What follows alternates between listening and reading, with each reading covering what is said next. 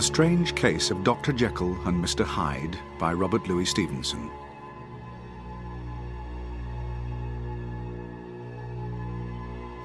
Mr. Utterson, the lawyer, was a man of a rugged countenance that was never lighted by a smile, cold, scanty and embarrassed in discourse, backward in sentiment, lean, long, dusty, dreary, and yet somehow lovable.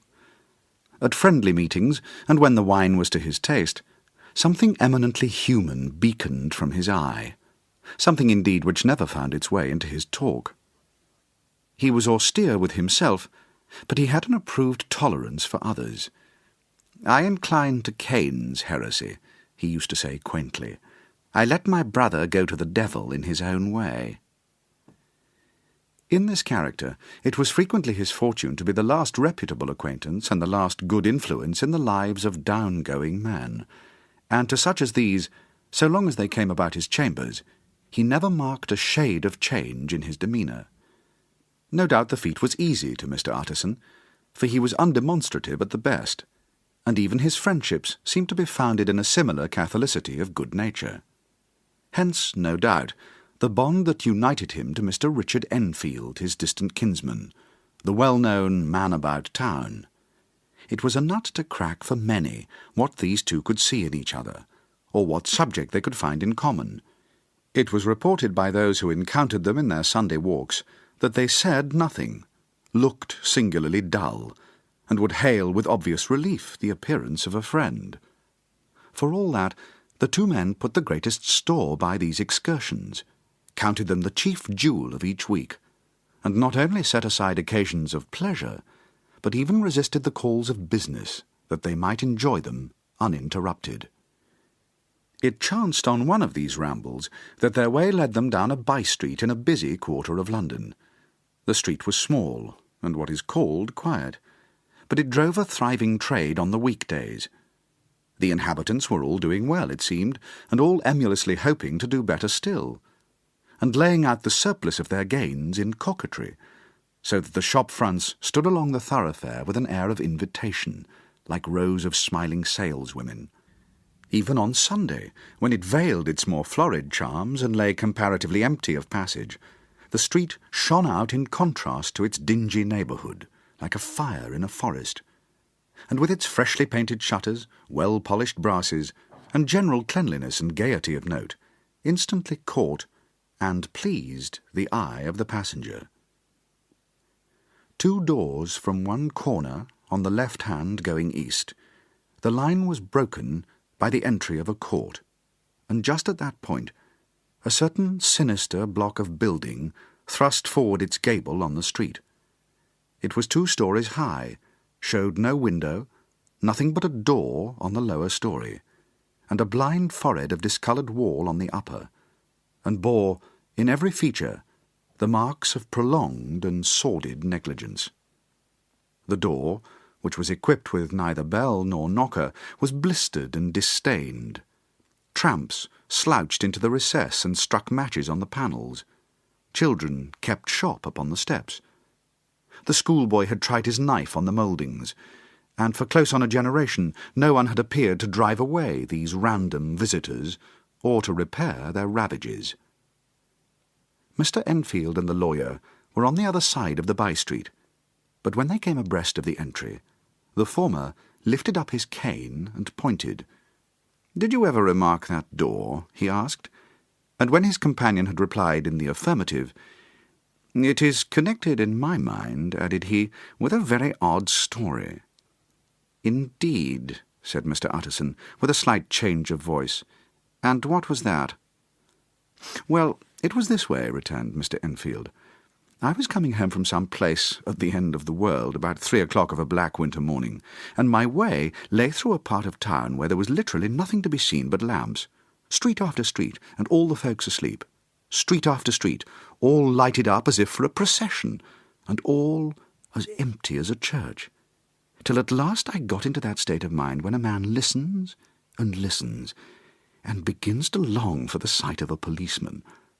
All at once I saw 2 figures, one a little man who was stumping along eastward at a good walk, and the other a girl of maybe 8 or 10, who was running as hard as she was able down a cross street.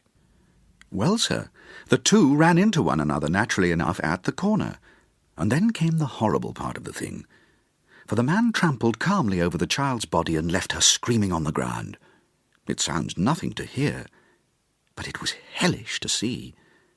It wasn't like a man. It was like some damned juggernaut. I gave a hello, took to my heels, collared my gentleman, and brought him back to where there was already quite a group about the screaming child. He was perfectly cool, and made no resistance, but gave me one look, so ugly that it brought out the sweat on me like running. The people who had turned out were the girl's own family, and pretty soon the doctor, for whom she had been sent, put in his appearance. Well, the child was not much the worse, more frightened, according to the sawbones, and there you might have supposed would be an end to it. But there was one curious circumstance. I had taken a loathing to my gentleman at first sight. So had the child's family, which was only natural. But the doctor's appearance was what struck me. He was the usual cut-and-dry apothecary, of no particular age and colour, with a strong Edinburgh accent, and about as emotional as a bagpipe. Well, sir, he was like the rest of us. Every time he looked at my prisoner, I saw that Sawbones turned sick and white with a desire to kill him. I knew what was in his mind, just as he knew what was in mine, and, killing being out of the question, we did the next best. We told the man we could and would make such a scandal out of this as should make his name stink from one end of London to the other. If he had any friends or any credit, we undertook that he should lose them. And all the time, as we were pitching it in red hot, we were keeping the women off him as best we could, for they were as wild as harpies. I never saw a circle of such hateful faces. And there was the man in the middle, with a kind of black, sneering coolness. Frightened, too, I could see that, but carrying it off, sir, really like Satan. "If you choose to make capital out of this accident," said he, "I am naturally helpless. No gentleman but wishes to avoid a scene," says he. "Name your figure." Well, we screwed him up to £100 for the child's family. He would have clearly liked to stick out, but there was something about the lot of us that meant mischief, and at last he struck. The next thing was to get the money, and where do you think he carried us but to that place with the door? Whipped out a key, went in, and presently came back with a matter of £10 in gold and a cheque for the balance on Coates's, drawn payable to bearer, and signed with a name that I can't mention, though it's one of the points of my story, but it was a name at least very well known and often printed. The figure was stiff, but the signature was good for more than that, if it was only genuine. I took the liberty of pointing out to my gentleman that the whole business looked apocryphal, and that a man does not in real life walk into a cellar door at 4 in the morning and come out of it with another man's cheque for close upon £100. But he was quite easy in sneering. "Set your mind at rest," says he. "I will stay with you till the bank's open and cash the cheque myself." So we all set off, the doctor, and the child's father, and our friend, and myself, and passed the rest of the night in my chambers, and next day, when we had breakfasted, went in a body to the bank. I gave the cheque myself, and said I had every reason to believe it was a forgery. Not a bit of it. The cheque was genuine. "Tut, tut," said Mr. Utterson. "I see you feel as I do," said Mr. Enfield. "Yes, it's a bad story. For my man was a fellow that nobody could have to do with, a really damnable man.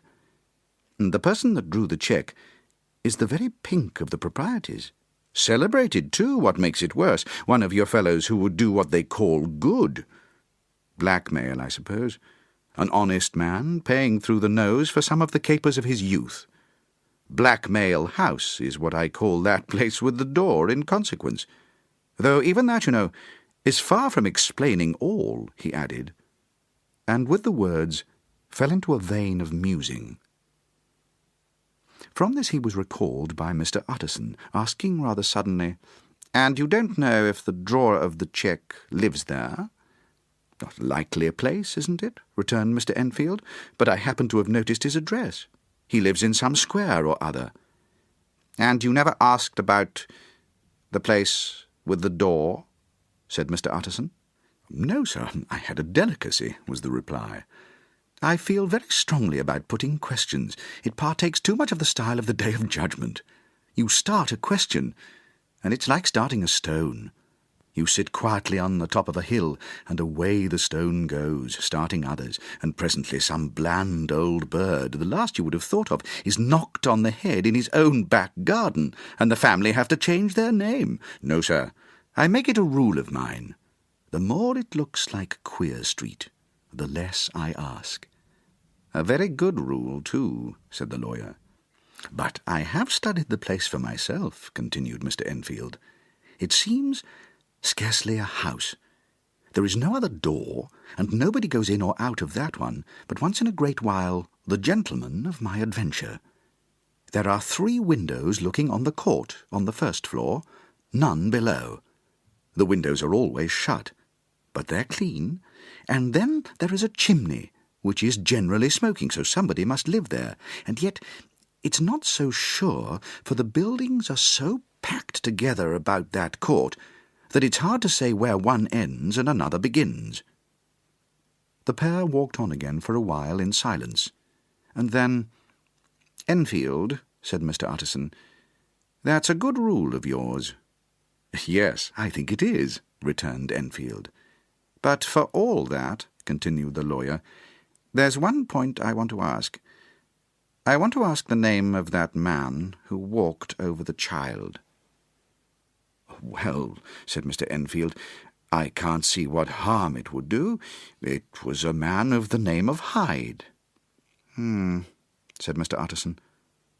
"What sort of man is he to see?" "Well, he's not easy to describe. There's something wrong with his appearance, something displeasing, something downright detestable. I never saw a man I so disliked, and yet I scarce know why. He must be deformed somewhere. He gives a strong feeling of deformity, although I couldn't specify the point. He's an extraordinary-looking man, and yet I really can name nothing out of the way.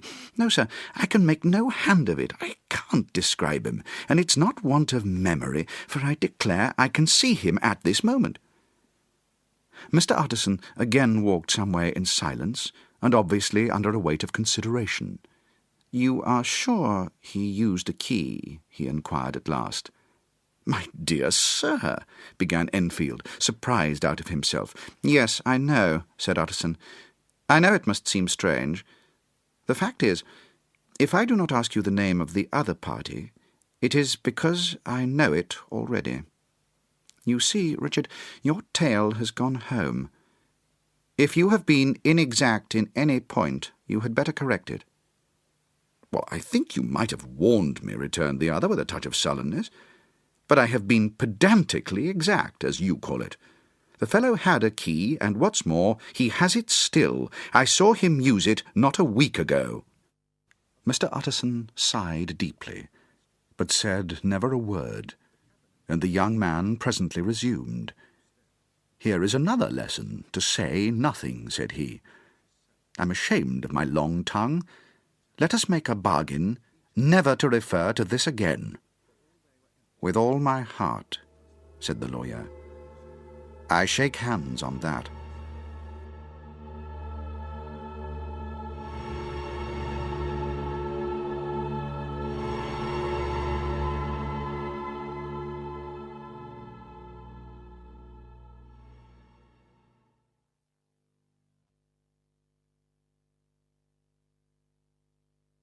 That evening Mr. Utterson came home to his bachelor house in sombre spirits, and sat down to dinner without relish.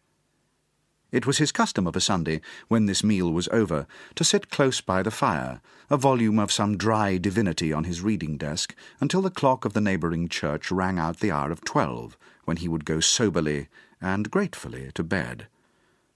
On this night, however, as soon as the cloth was taken away, he took up a candle and went into his business room. There he opened his safe, took from the most private part of it a document, endorsed on the envelope as Dr. Jekyll's will, and sat down with a clouded brow to study its contents. Mr. Utterson, though he took charge of it now that it was made, had refused to lend the least assistance in the making of it. It provided not only that in case of the decease of Henry Jekyll, M.D., D.C.L., LL.D., F.R.S., etc., all his possessions were to pass into the hands of his friend and benefactor Edward Hyde, but that in the case of Dr. Jekyll's disappearance or unexplained absence for any period exceeding 3 calendar months, the said Edward Hyde should step into the said Henry Jekyll's shoes without further delay, and free from any burthen or obligation, beyond the payment of a few small sums to the members of the doctor's household. This document had long been the lawyer's eyesore. It offended him both as a lawyer and as a lover of the sane and customary sides of life, to whom the fanciful was the immodest. And hitherto it was his ignorance of Mr. Hyde that had swelled his indignation. Now, by a sudden turn, it was his knowledge. It was already bad enough when the name was but a name of which he could learn no more.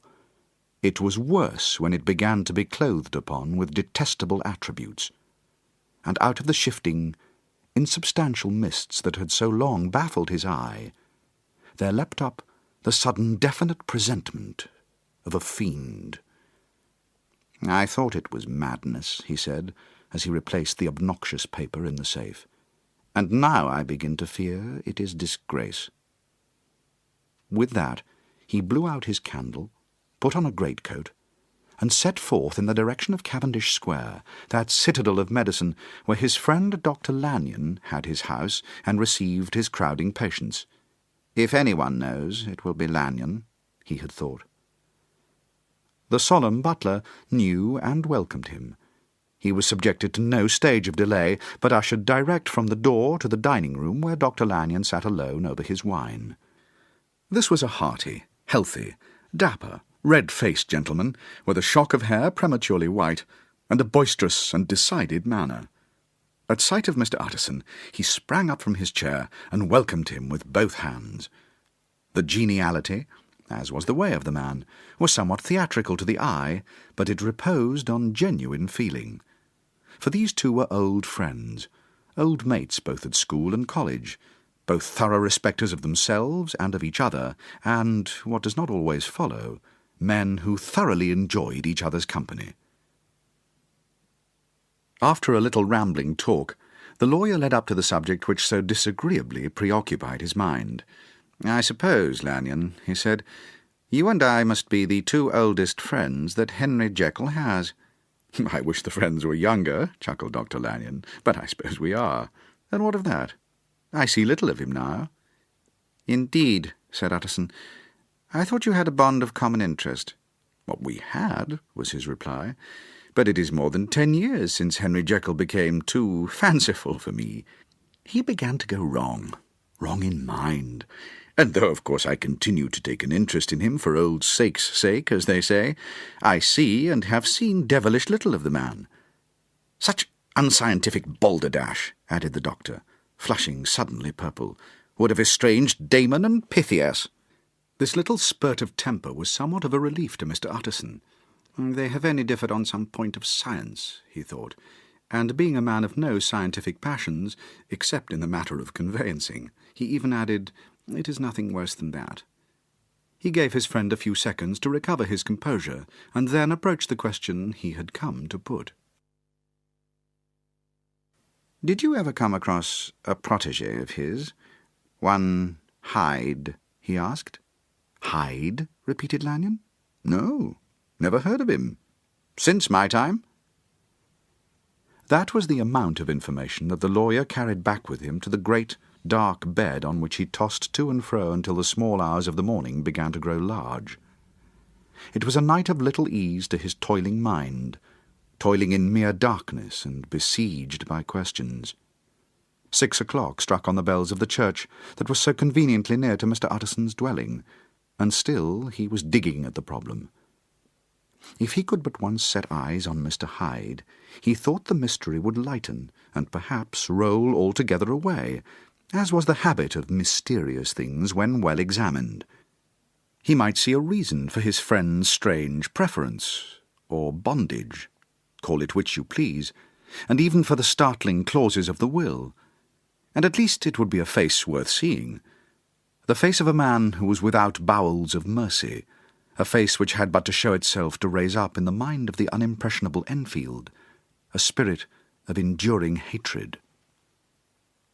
From that time forward, Mr. Utterson began to haunt the door in the by-street of shops. In the morning before office hours, at noon when business was plenty and time scarce, at night under the face of the fogged city moon, by all lights and at all hours of solitude or concourse, the lawyer was to be found on his chosen post. If he be Mr. Hyde, he had thought, I shall be Mr. Seek. And at last his patience was rewarded.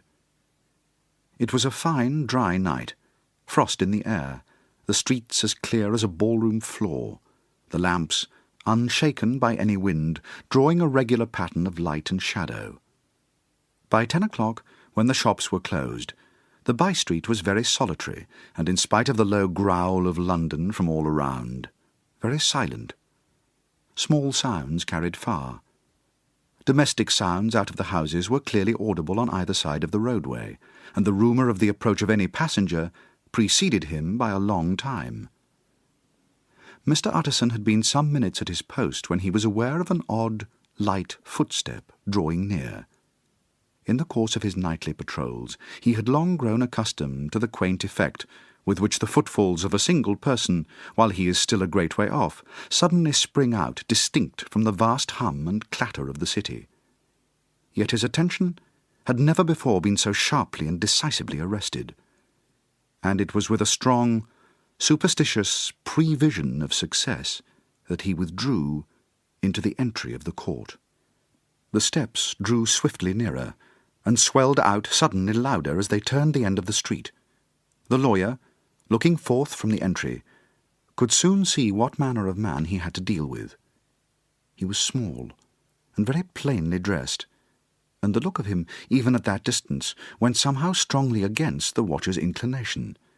But he made straight for the door, crossing the roadway to save time, and, as he came, he drew a key from his pocket, like one approaching home. Mr. Utterson stepped out and touched him on the shoulder as he passed. "Mr. Hyde, I think." Mr. Hyde shrank back with a hissing intake of breath, but his fear was only momentary, and though he did not look the lawyer in the face, he answered coolly enough, "That is my name. What do you want?" "I see you are going in," returned the lawyer. "I am an old friend of Dr. Jekyll's, Mr. Utterson of Corn Street. You must have heard my name, and meeting you so conveniently, I thought you might admit me." "You will not find Dr. Jekyll. He is from home," replied Mr. Hyde, blowing in the key, and then suddenly, but still without looking up, "How did you know me?" he asked. "On your side," said Mr. Utterson, "will you do me a favour?" "With pleasure," replied the other. "What shall it be?" "Will you let me see your face?" asked the lawyer. Mr. Hyde appeared to hesitate, and then, as if upon some sudden reflection, fronted about with an air of defiance, and the pair stared at each other pretty fixedly for a few seconds. "Now I shall know you again," said Mr. Utterson. "It may be useful." "Yes," returned Mr. Hyde. "It is as well we have met, and apropos you should have my address." And he gave a number of a street in Soho.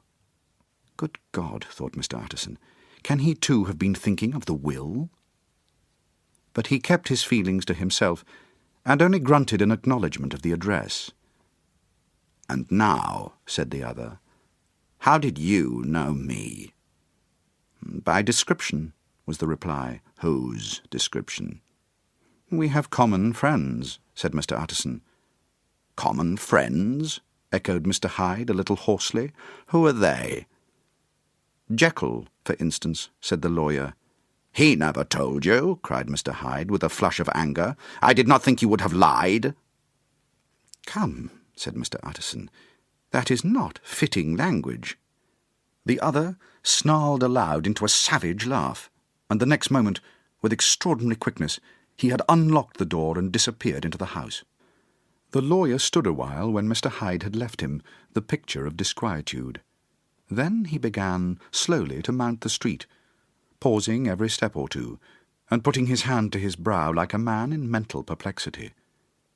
The problem he was thus debating as he walked was one of a class that is rarely solved. Mr. Hyde was pale and dwarfish. He gave an impression of deformity without any nameable malformation. He had a displeasing smile. He had borne himself to the lawyer with a sort of murderous mixture of timidity and boldness, and he spoke with a husky, whispering, and somewhat broken voice. All these points were against him, but not all of these together could explain the hitherto unknown disgust, loathing, and fear with which Mr. Utterson regarded him. "There must be something else," said the perplexed gentleman. "There is something more, if I could find a name for it. God bless me, the man seems hardly human. Something troglodytic, shall we say? Or is it the mere radiance of a foul soul that thus transpires through and transfigures its clay continent? The latter, I think.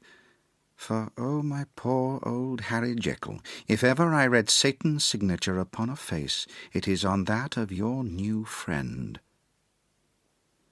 Round the corner from the by-street there was a square of ancient, handsome houses, now for the most part decayed from their high estate, and let in flats and chambers to all sorts of conditions of men, map engravers, architects, shady lawyers, and the agents of obscure enterprises.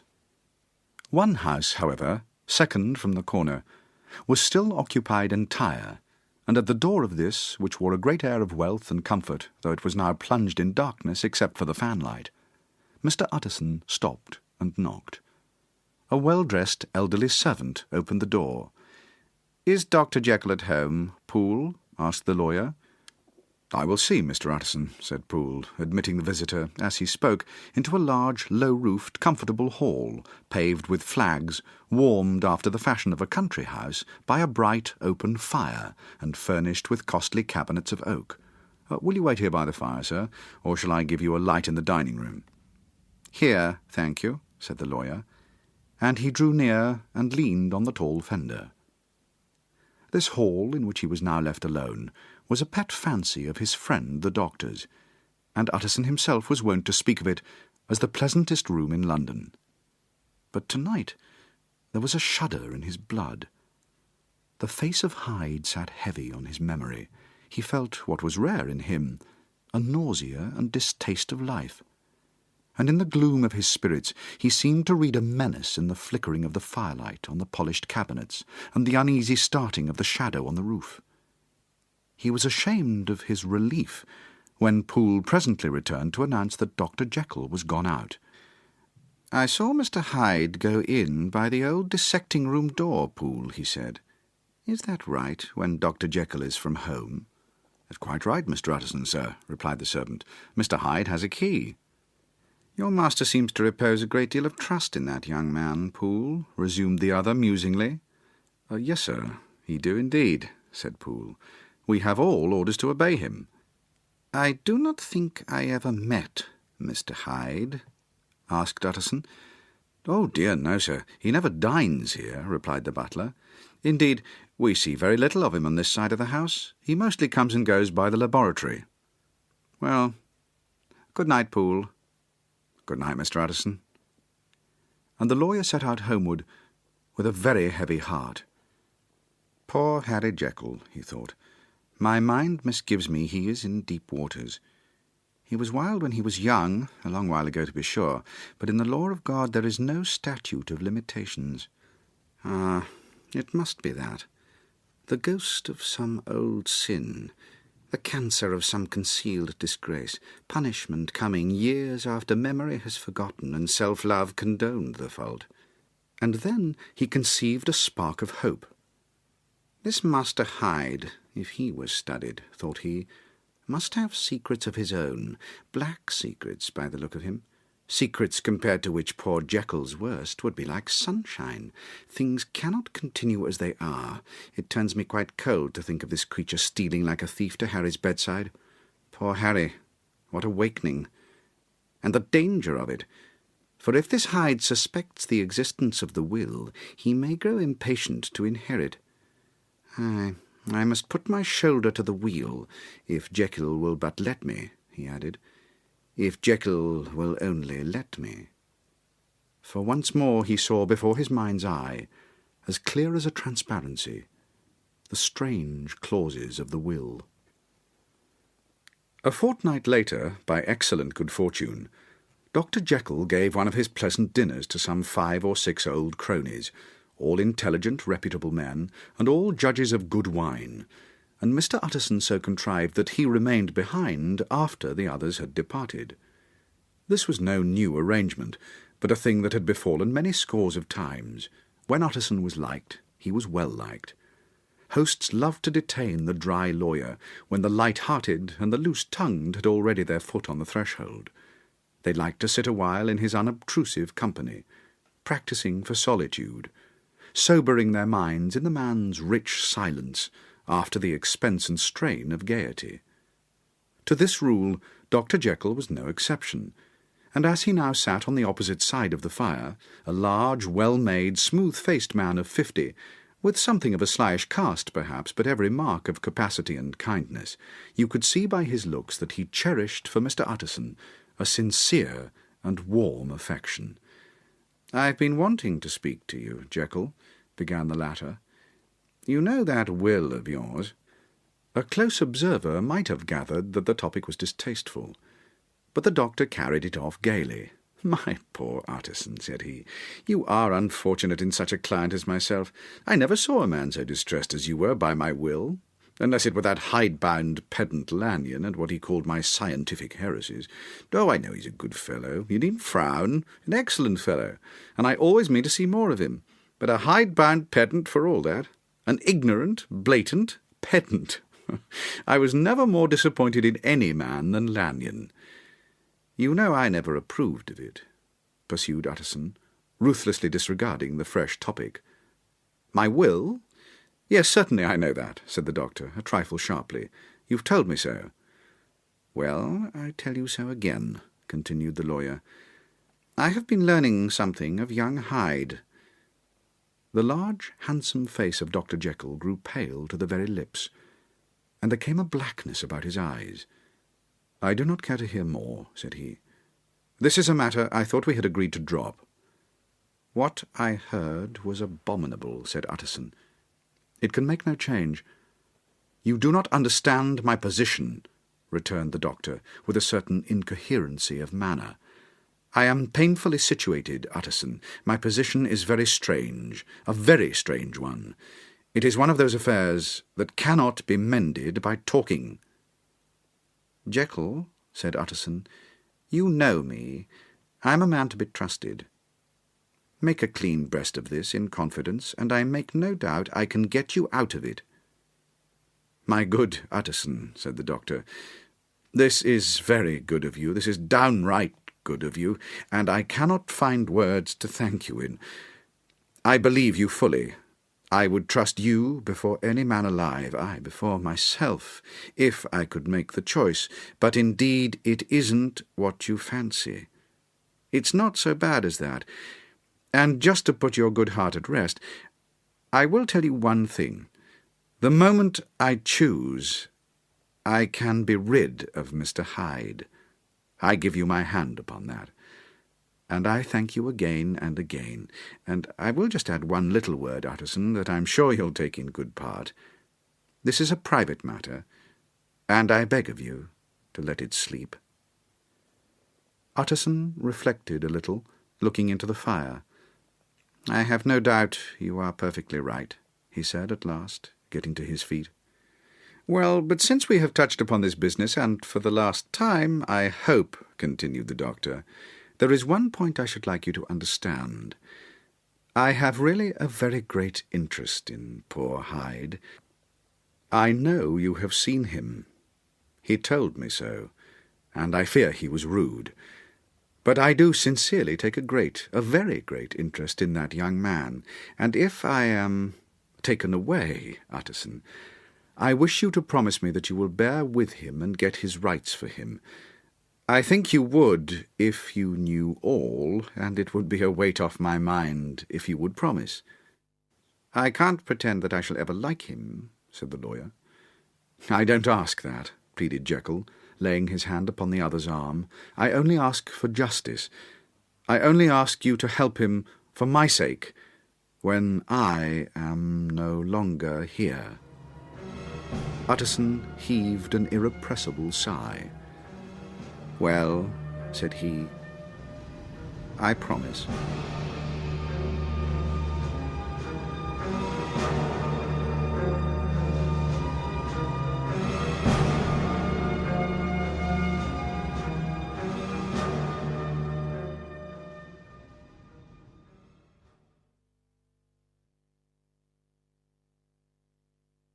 Nearly a year later, in the month of October, London was startled by a crime of singular ferocity, and rendered all the more notable by the high position of the victim. The details were few and startling. A maidservant, living alone in a house not far from the river, had gone upstairs to bed about 11. Although a fog rolled over the city in the small hours, the early part of the night was cloudless, and the lane, which the maid's window overlooked, was brilliantly lit by the full moon. It seems she was romantically given, for she sat down upon her box, which stood immediately under the window, and fell into a dream of musing. Never, she used to say, with streaming tears, when she narrated that experience, never had she felt more at peace with all men, or thought more kindly of the world. And as she so sat, she became aware of an aged and beautiful gentleman with white hair drawing near along the lane, and advancing to meet him another and very small gentleman, to whom at first she paid less attention. When they had come within speech, which was just under the maid's eyes, the older man bowed and accosted the other with a very pretty manner of politeness. It did not seem as if the subject of his address were of great importance. Indeed, from his pointing, it sometimes appeared as if he were only inquiring his way, but the moon shone on his face as he spoke, and the girl was pleased to watch it. It seemed to breathe such an innocent and old-world kindness of disposition, yet with something high, too, as of a well-founded self-content.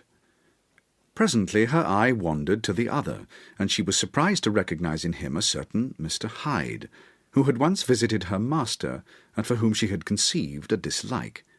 He had in his hand a heavy cane, with which he was trifling, but he answered never a word, and seemed to listen with an ill-contained impatience. And then, all of a sudden, he broke out in a great flame of anger, stamping with his foot, brandishing the cane, and carrying on, as the maid described it, like a madman. The old gentleman took a step back, with the air of one very much surprised and a trifle hurt, and at that Mr. Hyde broke all bounds and clubbed him to the earth. And next moment, with ape-like fury, he was trampling his victim under foot, and hailing down a storm of blows under which the bones were audibly shattered, and the body thrown upon the roadway. At the horror of these sights and sounds, the maid fainted. It was 2 o'clock when she came to herself and called for the police. The murderer was gone long ago, but there lay his victim in the middle of the lane, incredibly mangled. The stick with which the deed had been done, although it was of some rare and very tough and heavy wood, had broken in the middle under the stress of this insensate cruelty, and one splintered half had rolled in the neighbouring gutter. The other, without doubt, had been carried away by the murderer. A purse and a gold watch were found upon the victim, but no cards or papers except a sealed and stamped envelope, which he had been probably carrying to the post, and which bore the name and address of Mr. Utterson.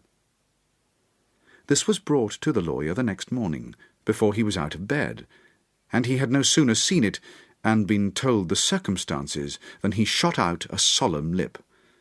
"I shall say nothing till I have seen the body," said he. "This may be very serious. Have the kindness to wait while I dress." And with the same grave countenance he hurried through his breakfast and drove to the police station, whither the body had been carried. As soon as he came into the cell, he nodded. "Yes," said he, "I recognize him. I'm sorry to say this is Sir Danvers Carew." "Good God, sir!" exclaimed the officer. "Is it possible?" And the next moment his eye lighted up with professional ambition. "This will make a deal of noise," he said, "and perhaps you can help us to the man." And he briefly narrated what the maid had seen, and showed the broken stick.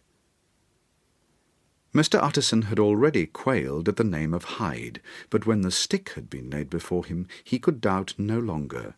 Broken and battered as it was, he recognized it for one that he had himself presented many years before to Henry Jekyll.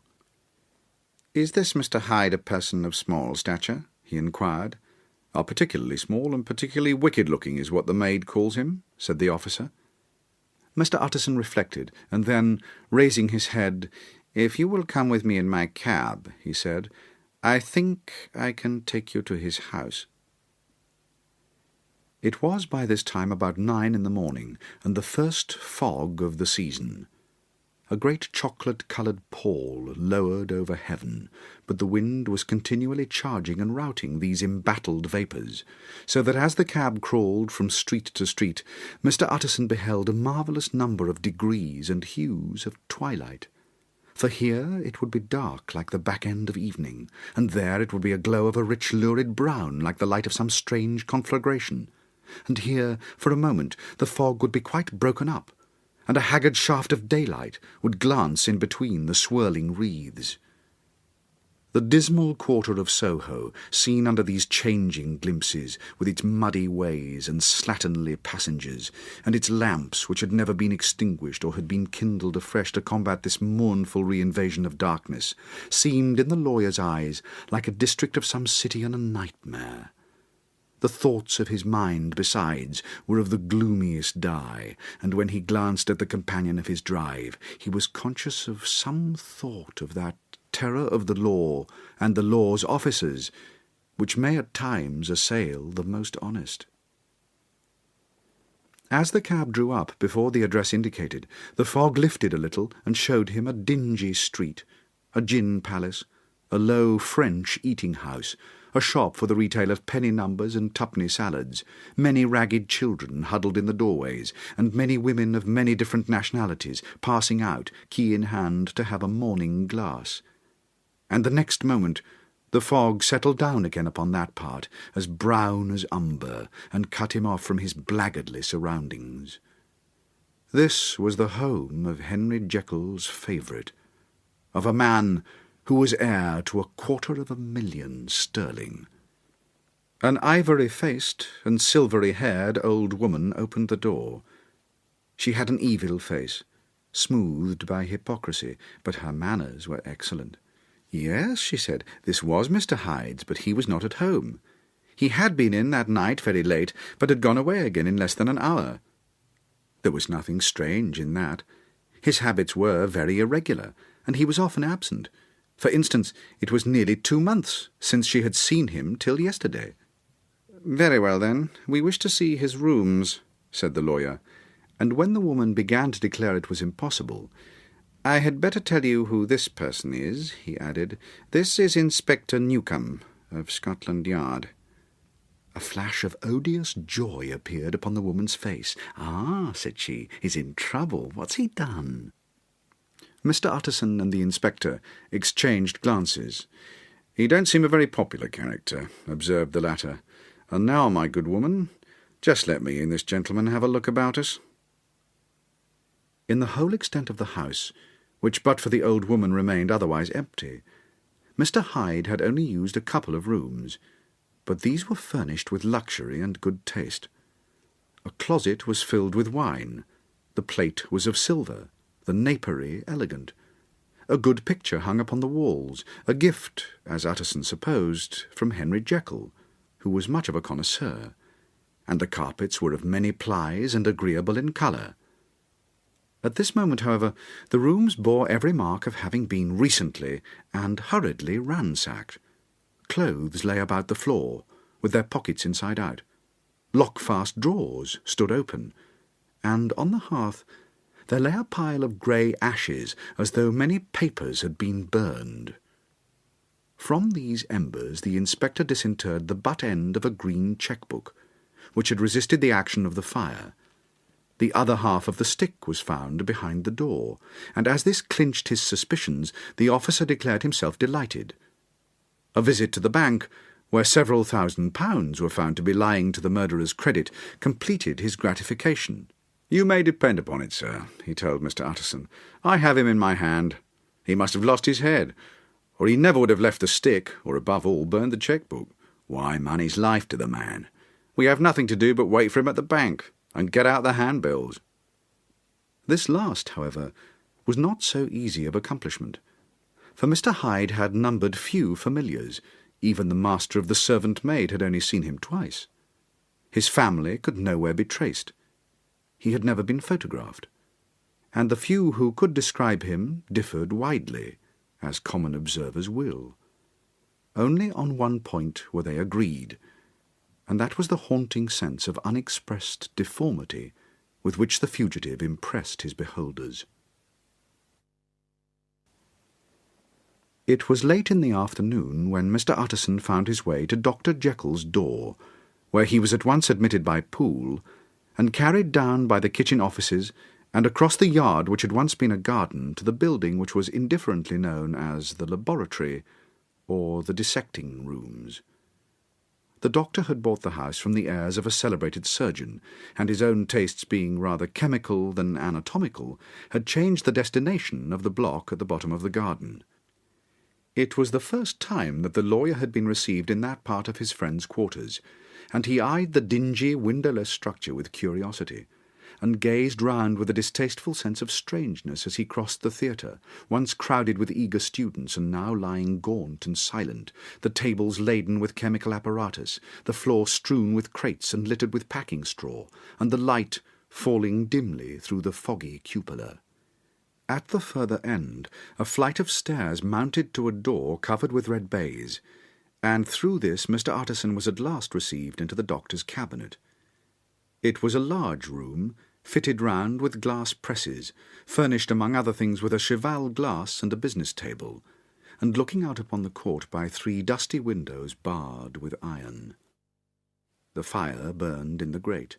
A lamp was set lighted on the chimney-shelf, for even in the houses the fog began to lie thickly, and there, close up to the warmth, sat Dr. Jekyll, looking deadly sick.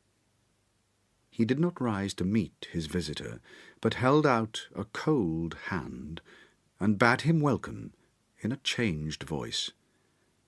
"And now," said Mr. Utterson, as soon as Poole had left them, "you have heard the news?"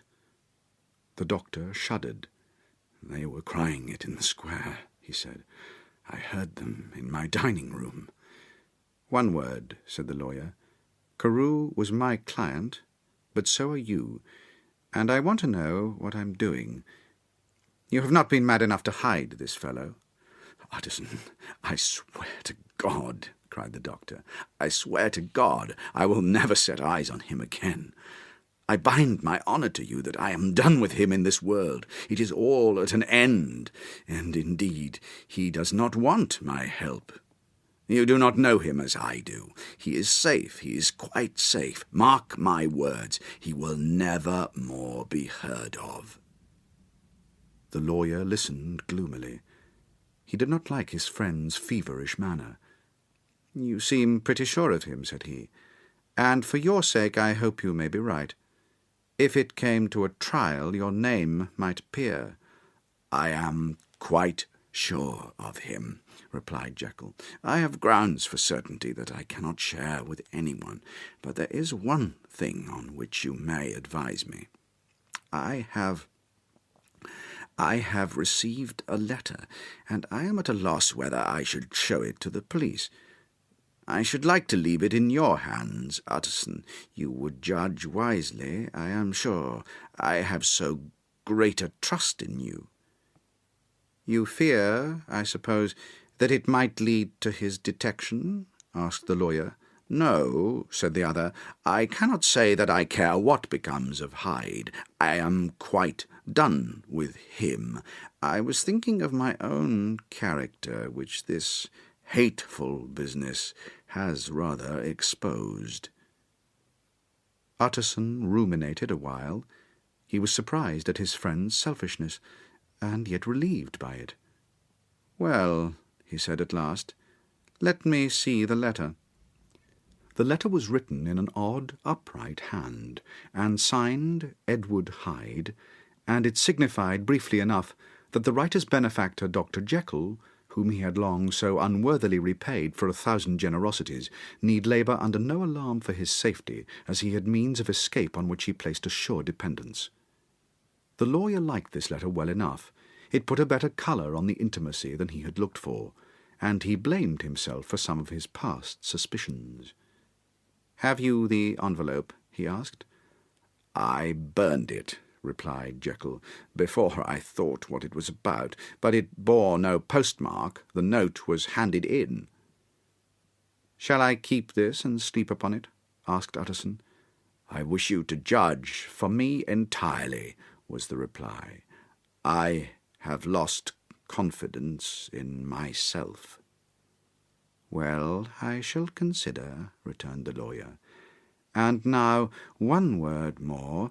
It was Hyde who dictated the terms in your will about that disappearance?"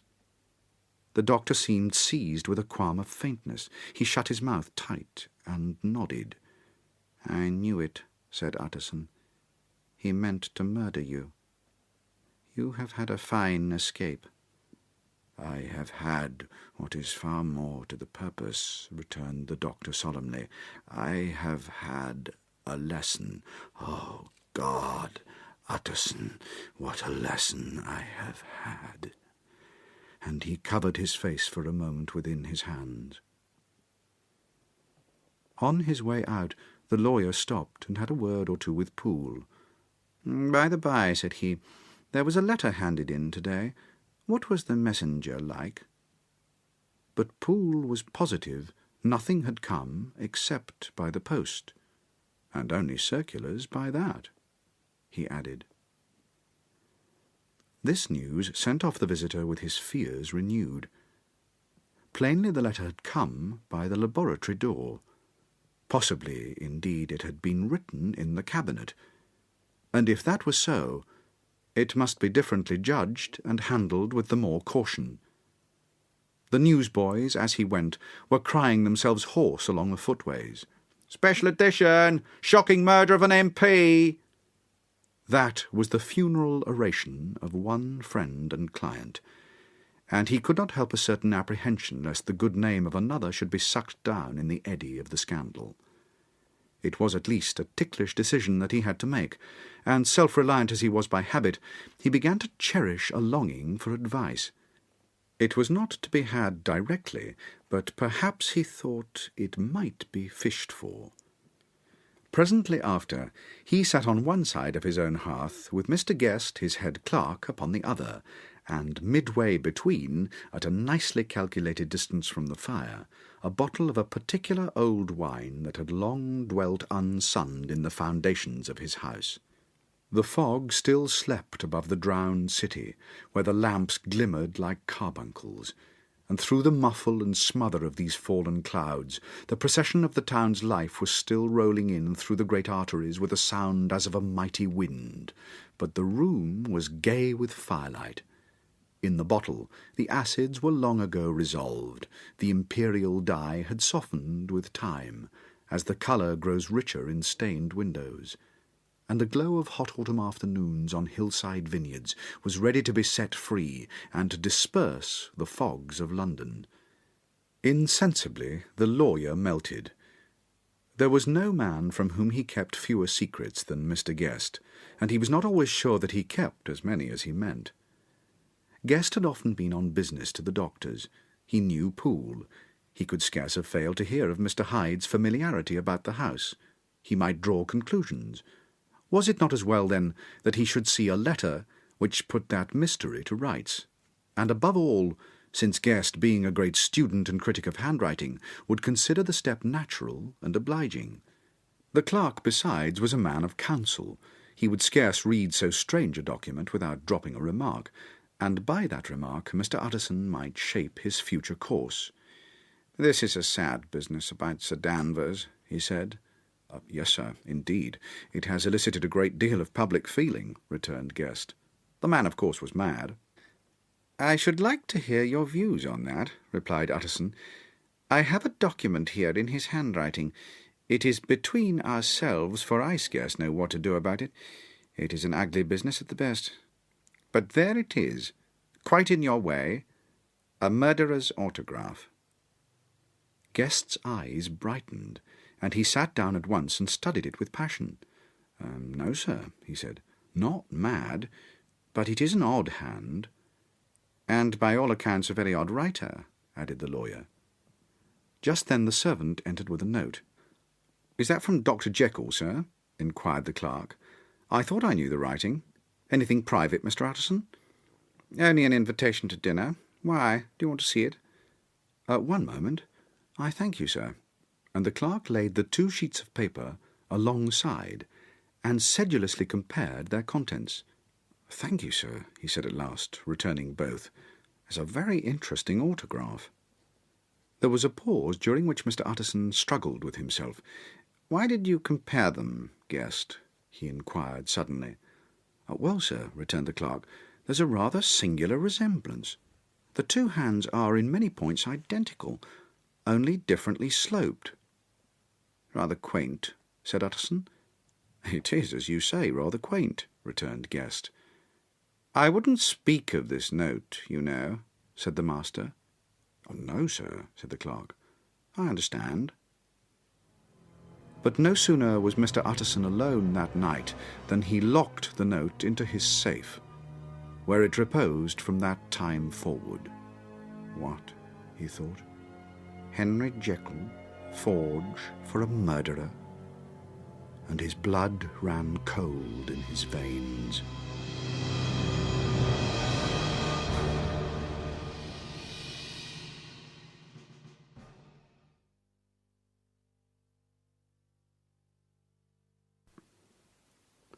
Time ran on.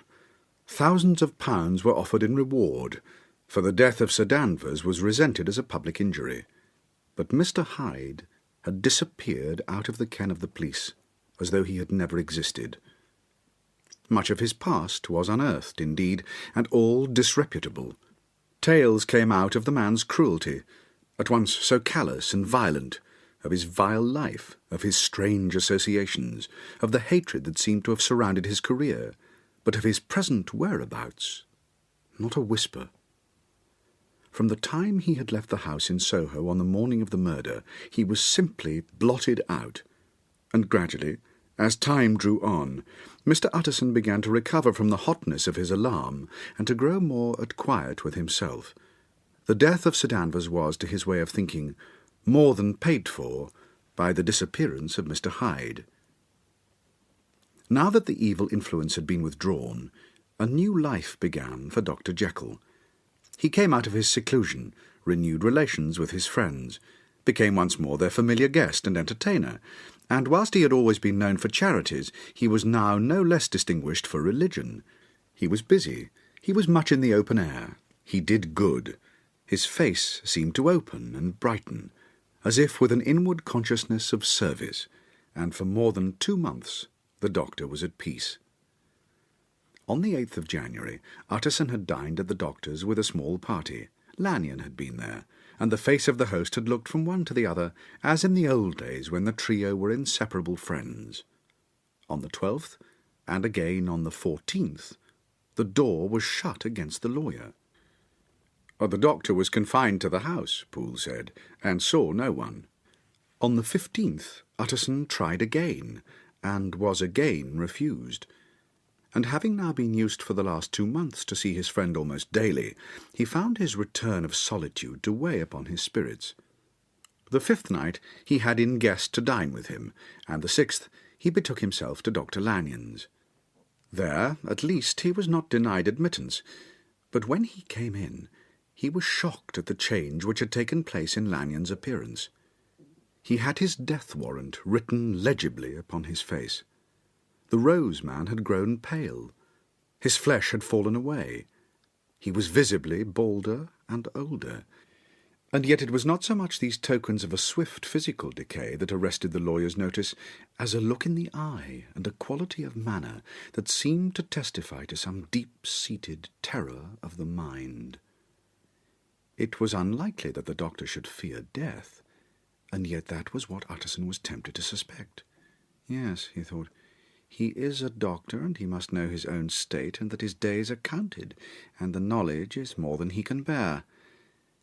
And yet when Utterson remarked on his ill looks, it was with an air of great firmness that Lanyon declared himself a doomed man. "I have had a great shock," he said, "and I shall never recover. It's a question of weeks." "Well, life has been pleasant. I liked it, yes, sir. I used to like it. I sometimes think if we knew all, we should be more glad to get away." "Jekyll is ill, too," observed Utterson. "Have you seen him?" But Lanyon's face changed, and he held up a trembling hand. "I wish to see or hear no more of Dr. Jekyll," he said, in a loud, unsteady voice. "I am quite done with that person, and I beg that you will spare me any allusion to one whom I regard as dead." "Tut, tut," said Mr. Utterson, and then, after a considerable pause, "Can't I do anything?" he inquired. "We are 3 very old friends, Lanyon. We shall not live to make others." "Nothing can be done," returned Lanyon. "Ask himself." "He will not see me," said the lawyer. "I'm not surprised at that," was the reply. "Some day, Utterson, after I am dead, you may perhaps come to learn the right and wrong of this. I cannot tell you. And in the meantime, if you can sit and talk with me of other things, for God's sake stay and do so. But if you cannot keep clear of this accursed topic, then in God's name go, for I cannot bear it." As soon as he got home, Utterson sat down and wrote to Jekyll, complaining of his exclusion from the house and asking the cause of this unhappy break with Lanyon, and the next day brought him a long answer, often very pathetically worded, and sometimes darkly mysterious in drift. The quarrel with Lanyon was incurable. "I do not blame our old friend," Jekyll wrote, "but I share his view that we must never meet. I mean from henceforth to lead a life of extreme seclusion. You must not be surprised, nor must you doubt my friendship if my door is often shut even to you. You must suffer me to go my own dark way. I have brought upon myself a punishment and a danger that I cannot name. If I am the chief of sinners, I am the chief of sufferers also. I could not think that this earth contained a place for sufferings and terrors so unmanning, and you can do but one thing, Utterson, to lighten this destiny, and that is to respect my silence." Utterson was amazed. The dark influence of Hyde had been withdrawn. The doctor had returned to his old tasks and amities. A week ago the prospect had smiled with every promise of a cheerful and an honoured age, and now, in a moment, friendship and peace of mind, and the whole tenor of his life, were wrecked. So great and unprepared a change pointed to madness. But in view of Lanyon's manner and words, there must lie for it some deeper ground. A week afterwards Dr. Lanyon took to his bed, and in something less than a fortnight he was dead. The night after the funeral, at which he had been sadly affected, Utterson locked the door of his business room, and sitting there by the light of a melancholy candle, drew out and set before him an envelope addressed by the hand and sealed with the seal of his dead friend, private, for the hands of J.G. Utterson alone, and in case of his predecease, to be destroyed unread. So it was emphatically superscribed, and the lawyer dreaded to behold the contents. "I have buried one friend to-day," he thought. "What if this should cost me another?" And then he condemned the fear as a disloyalty, and broke the seal. Within there was another enclosure, likewise sealed, and marked upon the cover as not to be opened till the death or disappearance of Dr. Henry Jekyll. Utterson could not trust his eyes. Yet it was disappearance. Here again, as in the mad will, which he had long ago restored to its author, here again were the idea of a disappearance and the name of Henry Jekyll bracketed. But in the will, that idea had sprung from the sinister suggestion of the man Hyde. It was set there with a purpose all too plain and horrible. Written by the hand of Lanyon, what should it mean? A great curiosity came to the trustee to disregard the prohibition and dive at once to the bottom of these mysteries, but professional honour and faith to his dead friend were stringent obligations, and the packet slept in the inmost corner of his private safe. It is one thing to mortify curiosity, another to conquer it, and it may be doubted if from that day forth Utterson desired the society of his surviving friend with the same eagerness. He thought of him kindly, but his thoughts were disquieted and fearful. He went to call, indeed, but was perhaps relieved to be denied admittance. Perhaps, in his heart, he preferred to speak with Poole upon the doorstep, and surrounded by the air and sounds of the open city, rather than to be admitted into the house of voluntary bondage, and to sit and speak with its inscrutable recluse. Poole had indeed no very pleasant news to communicate. The doctor, it appeared, now more than ever, confined himself to the cabinet over the laboratory, where he would sometimes even sleep.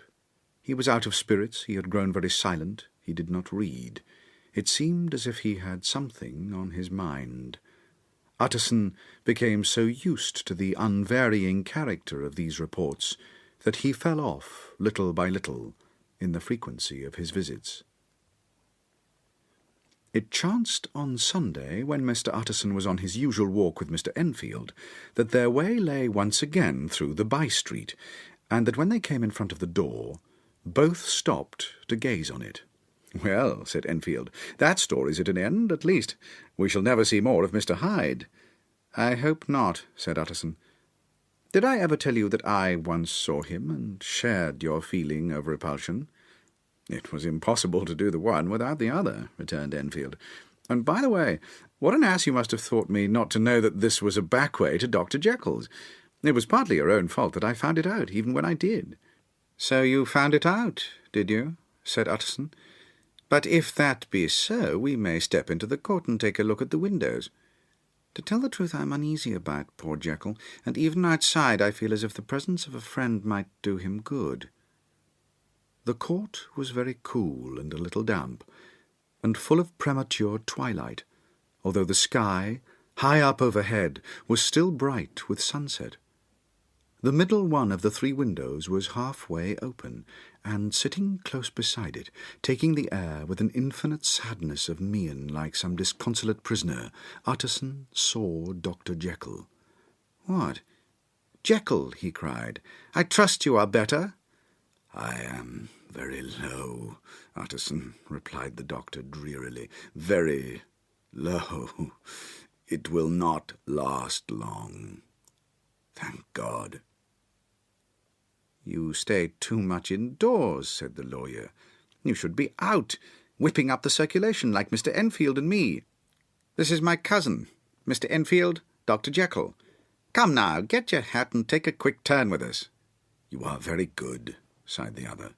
"I should like very much, but no, no, it is quite impossible. I dare not." "But indeed, Utterson, I am very glad to see you. This is really a great pleasure. I would ask you and Mr. Enfield up, but the place is not really fit." "Why then," said the lawyer good-naturedly, "the best thing we can do is stay down here and speak with you from where we are." "That is just what I was about to venture to propose," returned the doctor with a smile. But the words were hardly uttered before the smile was struck out of his face, and succeeded by an expression of such abject terror and despair as froze the very blood of the two gentlemen below. They saw it but for a glimpse, for the window was instantly thrust down, but that glimpse had been sufficient, and they turned and left the court without a word. In silence, too, they traversed the by-street, and it was not until they had come into a neighbouring thoroughfare, where even upon a Sunday there were still some stirrings of life, that Mr. Utterson at last turned and looked at his companion. They were both pale, and there was an answering horror in their eyes. "God forgive us, God forgive us," said Mr. Utterson. But Mr. Enfield only nodded his head very seriously, and walked on once more in silence. Mr. Utterson was sitting by his fireside one evening after dinner, when he was surprised to receive a visit from Poole. "Bless me, Poole, what brings you here?" he cried, and then, taking a second look at him, "What ails you?" he added. "Is the doctor ill?" "Mr. Utterson," said the man, "there's something wrong. You know the doctor's ways, sir, and how he shuts himself up. Well, he's shut up again in the cabinet this week past, and I don't like it. Mr. Utterson, sir, I'm afraid." "Now, my good man," said the lawyer, "be explicit. What are you afraid of?" "I think there's been foul play," said Poole hoarsely. "Foul play?" cried the lawyer, a good deal frightened, and rather inclined to be irritated in consequence. "What foul play?" "I daren't say, sir," was the answer. "But will you come along with me, and see for yourself?"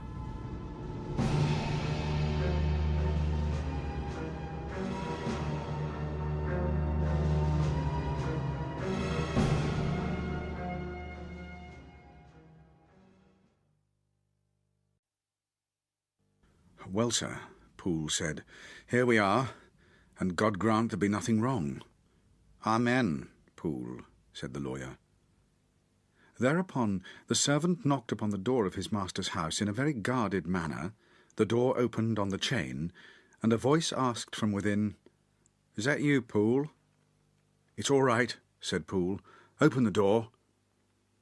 The hall, when they entered it, was brightly lighted up. The fire was built high, and about the hearth the whole of the servants, men and women, stood huddled together like a flock of sheep. "What? Are you all here?" said the lawyer peevishly. "Very irregular, very unseemly. Your master would be far from pleased." "They're all afraid," said Poole. Blank silence followed, no one protesting. Poole then begged Mr. Utterson to follow him, and led the way to the back garden. "Now, sir," said Poole, "you come as gently as you can. I want you to hear, and I don't want you to be heard. And see here, sir, if by any chance he was to ask you in, don't go." Mr. Utterson's nerves at this unlooked-for termination gave a jerk that nearly threw him from his balance.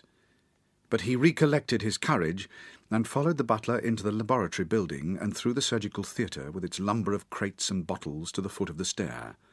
Here Poole motioned to him to stand on one side and listen, while he himself, setting down the candle and making a great, obvious call on his resolution, mounted the steps and knocked with somewhat uncertain hand on the red baize of the cabinet door.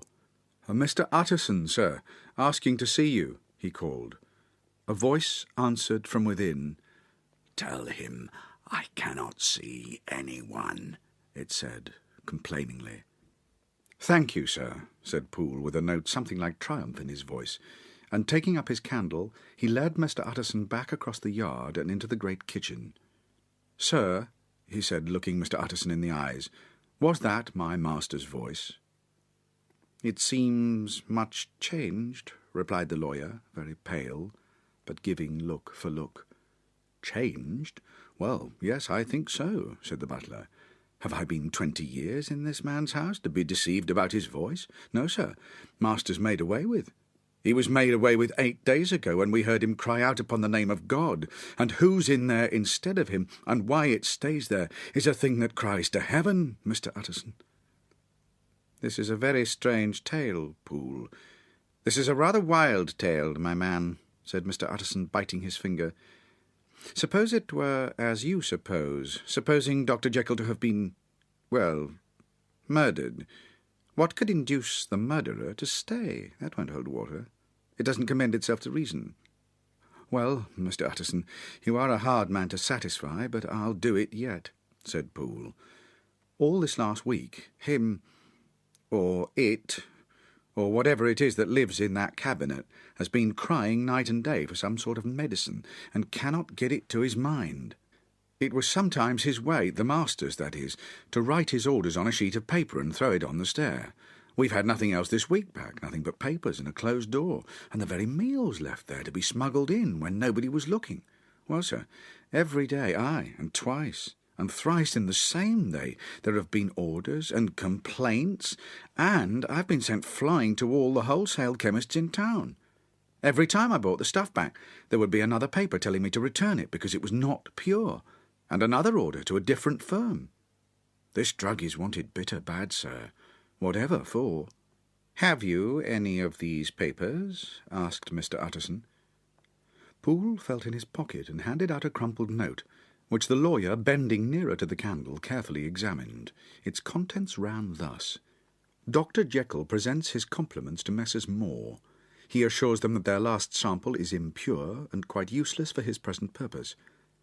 He now begs them to search with the most sedulous care, and should any of the same quality be available, to forward it to him at once. Expense is no consideration. The importance of this to Dr. J can hardly be exaggerated." So far the letter had run composedly enough, but here, with a sudden splutter of the pen, the writer's emotion had broken loose. "For God's sake," he had added, "find me some of the pure." "This is unquestionably the doctor's hand, do you know?" resumed the lawyer. "I thought it looked like it," said the servant. "But what matters hand of right?" he said. "I've seen him." "Seen him?" repeated Mr. Utterson. "Well?" "That's it," said Poole. "It was this way. I came suddenly into the theatre from the garden. It seemed he'd slipped out to look for this drug or whatever it is, for the cabinet door was open. And there he was, at the far end of the room, digging among the crates. He looked up when I came in. He gave a kind of cry and whipped upstairs into the cabinet. It was but for 1 minute that I saw him, but the hair stood up on my head like quills. Sir, if that was my master, why did he cry out like a rat and run from me? I've served him long enough. And then—" The man paused and passed his hand over his face. "Sir," said the butler, turning to a sort of mottled pallor, "that thing was not my master, and there's the truth. My master—" Here he looked round him and began to whisper, "is a tall, fine build of a man. This was more of a dwarf." Utterson attempted to protest. "Oh, sir," cried Poole, "do you think I do not know my master after 20 years? Do you think I do not know where his head comes to in the cabinet door, where I saw him every morning of my life? No, sir, that thing in the mask was never Dr. Jekyll. God knows what it was, but it was never Dr. Jekyll, and it's the belief of my heart that there was murder done." "Poole," replied the lawyer, "if you say that, it will become my duty to make certain. Much as I desire to spare your master's feelings, much as I am puzzled about this note, which seems to prove him to be still alive, I shall consider it my duty to break in that door." "Ah, Mr. Utterson, that's talking," cried the butler. "And now comes the second question," resumed Utterson. "This masked figure that you saw, did you recognize it?" "Well, sir, it went so quick, and the creature was so doubled up that I could hardly swear to that," was the answer. "But if you mean, was it Mr. Hyde, why, yes, I think it was. You see, it was much of the same bigness, and it had the same quick, light way with it. And then, who else could have got in by the laboratory door? You've not forgot, sir, that at the time of the murder he had still the key with him. But that's not all. I don't know, Mr. Utterson, if you ever met this Mr. Hyde. Yes, said the lawyer. I once spoke with him. Then you must know, as well as the rest of us, that there was something queer about that gentleman. Something that gave a man a turn. I don't know rightly how to say it, sir, beyond this, that you felt in your marrow kind of cold and thin. I own I felt something of what you describe, said Mr. Utterson. My fears incline to the same point. Evil, I fear, founded, evil was sure to come of that connection. I believe you. I believe poor Harry is killed, and I believe his murderer, for what purpose God alone can tell, is still lurking in his victim's room. Well, let our name be vengeance. Taking the kitchen poker under his arm, he led the way into the yard where they sat down silently to wait. London hummed solemnly all around, but nearer at hand the stillness was only broken by the sound of a footfall moving to and fro along the cabinet floor. "So it will walk all day, sir," whispered Poole. "Aye, and the better part of the night. Only when a new sample comes from the chemist there's a bit of a break. Oh, it's an ill conscience that's such an enemy to rest. Oh, sir, there's blood foully shed in every step of it. But hark again. A little closer. Put your heart in your ears, Mr. Utterson, and tell me, is that the doctor's foot?" The steps fell lightly and oddly, with a certain swing, for all they went so slowly. It was different, indeed, from the heavy, creaking tread of Henry Jekyll. Utterson sighed. "Is there never anything else?" he asked. Poole nodded. "Once," he said. "Once I heard it weeping." "Weeping? How that?" said the lawyer, conscious of a sudden chill of horror. "Weeping like a woman, or a lost soul," said the butler. "I came away with that upon my heart. I could have wept too." Poole took an axe from under a stack of packing straw. The candle was set upon the nearest table to light them to the attack, and they drew near with bated breath to where the patient foot was still going up and down in the quiet of the night. "Jekyll," cried Utterson with a loud voice, "I demand to see you." "Utterson," said the voice, "for God's sake, have mercy." "Ah, that's not Jekyll's voice, it's Hyde's," cried Utterson. "Down with the door, Poole." Poole swung the axe over his shoulder. The blow shook the building, and the red baize door leapt against the lock and hinges. A dismal screech, as of mere animal terror, rang from the cabinet. Up went the axe again, and again the panels crashed and the frame bounded. 4 times the blow fell, but the wood was tough and the fittings were of excellent workmanship, and it was not until the 5th that the lock burst in sunder, and the wreck of the door fell inwards on the carpet. The besiegers, appalled by their own riot and the stillness that had succeeded, stood back a little and peered in. There lay the cabinet before their eyes in the quiet lamplight, a good fire glowing and chattering on the hearth, the kettle singing its thin strain, a drawer or two open, papers neatly set forth on the business table, and nearer the fire the things laid out for tea. The quietest room, you would have said, and but for the glazed presses full of chemicals, the most commonplace that night in London. Right in the midst there lay the body of a man, sorely contorted and still twitching. They drew near on tiptoe, turned it on its back, and beheld the face of Edward Hyde. He was dressed in clothes far too large for him, clothes of the doctor's bigness. The cords of his face still moved with a semblance of life, but life was quite gone, and by the crushed phial in the hand and the strong smell of kernels that hung upon the air, Utterson knew that he was looking on the body of a self-destroyer. "We have come too late," he said sternly, "whether to save or punish. Hyde is gone to his account, and it only remains for us to find the body of your master." They searched the area thoroughly, but nowhere was there any trace of Henry Jekyll, dead or alive. Poole stamped on the flags of the corridor. "He must be buried here," he said, hearkening to the sound. "Or he may have fled," said Utterson, and he turned to examine the door in the by-street. It was locked, and lying nearby on the flags they found the key already stained with rust. "This does not look like use," observed the lawyer. "Use?" echoed Poole. "Do you not see, sir, it is broken, much as if a man had stamped on it."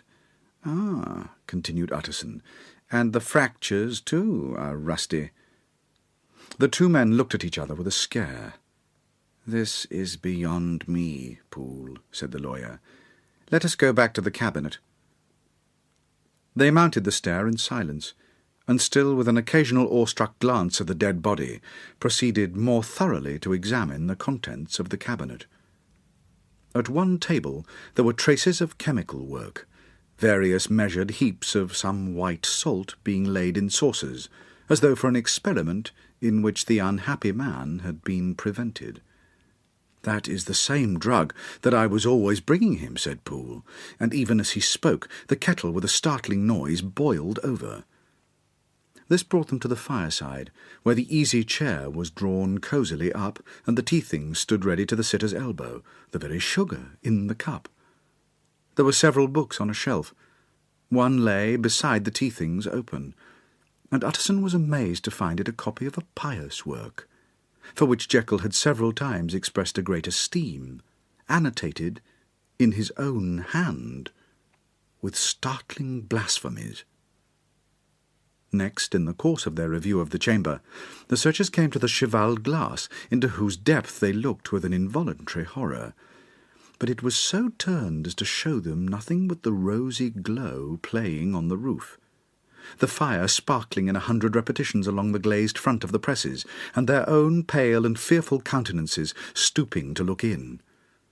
"This glass has seen some strange things, sir," whispered Poole. "And surely none stranger than itself," echoed the lawyer in the same tone. "For what did Jekyll—" He caught himself up at the word with a start, and then, conquering the weakness, "What could Jekyll want with it?" "You may say that," said Poole. Next they turned to the business table. On the desk, among the neat array of papers, a large envelope was uppermost, and bore, in the doctor's hand, the name of Mr. Utterson. The lawyer unsealed it, and several enclosures fell to the floor. The first was a will, drawn in the same eccentric terms as the one which he had returned 6 months before, to serve as a testament in case of death, and as a deed of gift in case of disappearance. But in place of the name of Edward Hyde, the lawyer, with indescribable amazement, read the name of Gabriel John Utterson. He looked at Poole, and then back at the papers, and last of all at the dead malefactor stretched upon the carpet. "My head goes round," he said. "He has been all these days in possession. He had no cause to like me. He must have raged to see himself displaced, and he has not destroyed this document." He caught the next paper. It was a brief note in the doctor's hand, and dated at the top. "Oh, Poole," the lawyer cried, "he was alive and here this day. He cannot have been disposed of in so short a space. He must be still alive. He must have fled. And then, why fled, and how? And in that case, can we venture to declare this suicide? Oh, we must be careful. I foresee that we may yet involve your master in some dire catastrophe." "Why don't you read it, sir?" asked Poole. "Because I fear," replied the lawyer solemnly. "God grant I have no use for it." And with that he brought the paper to his eyes, and read as follows.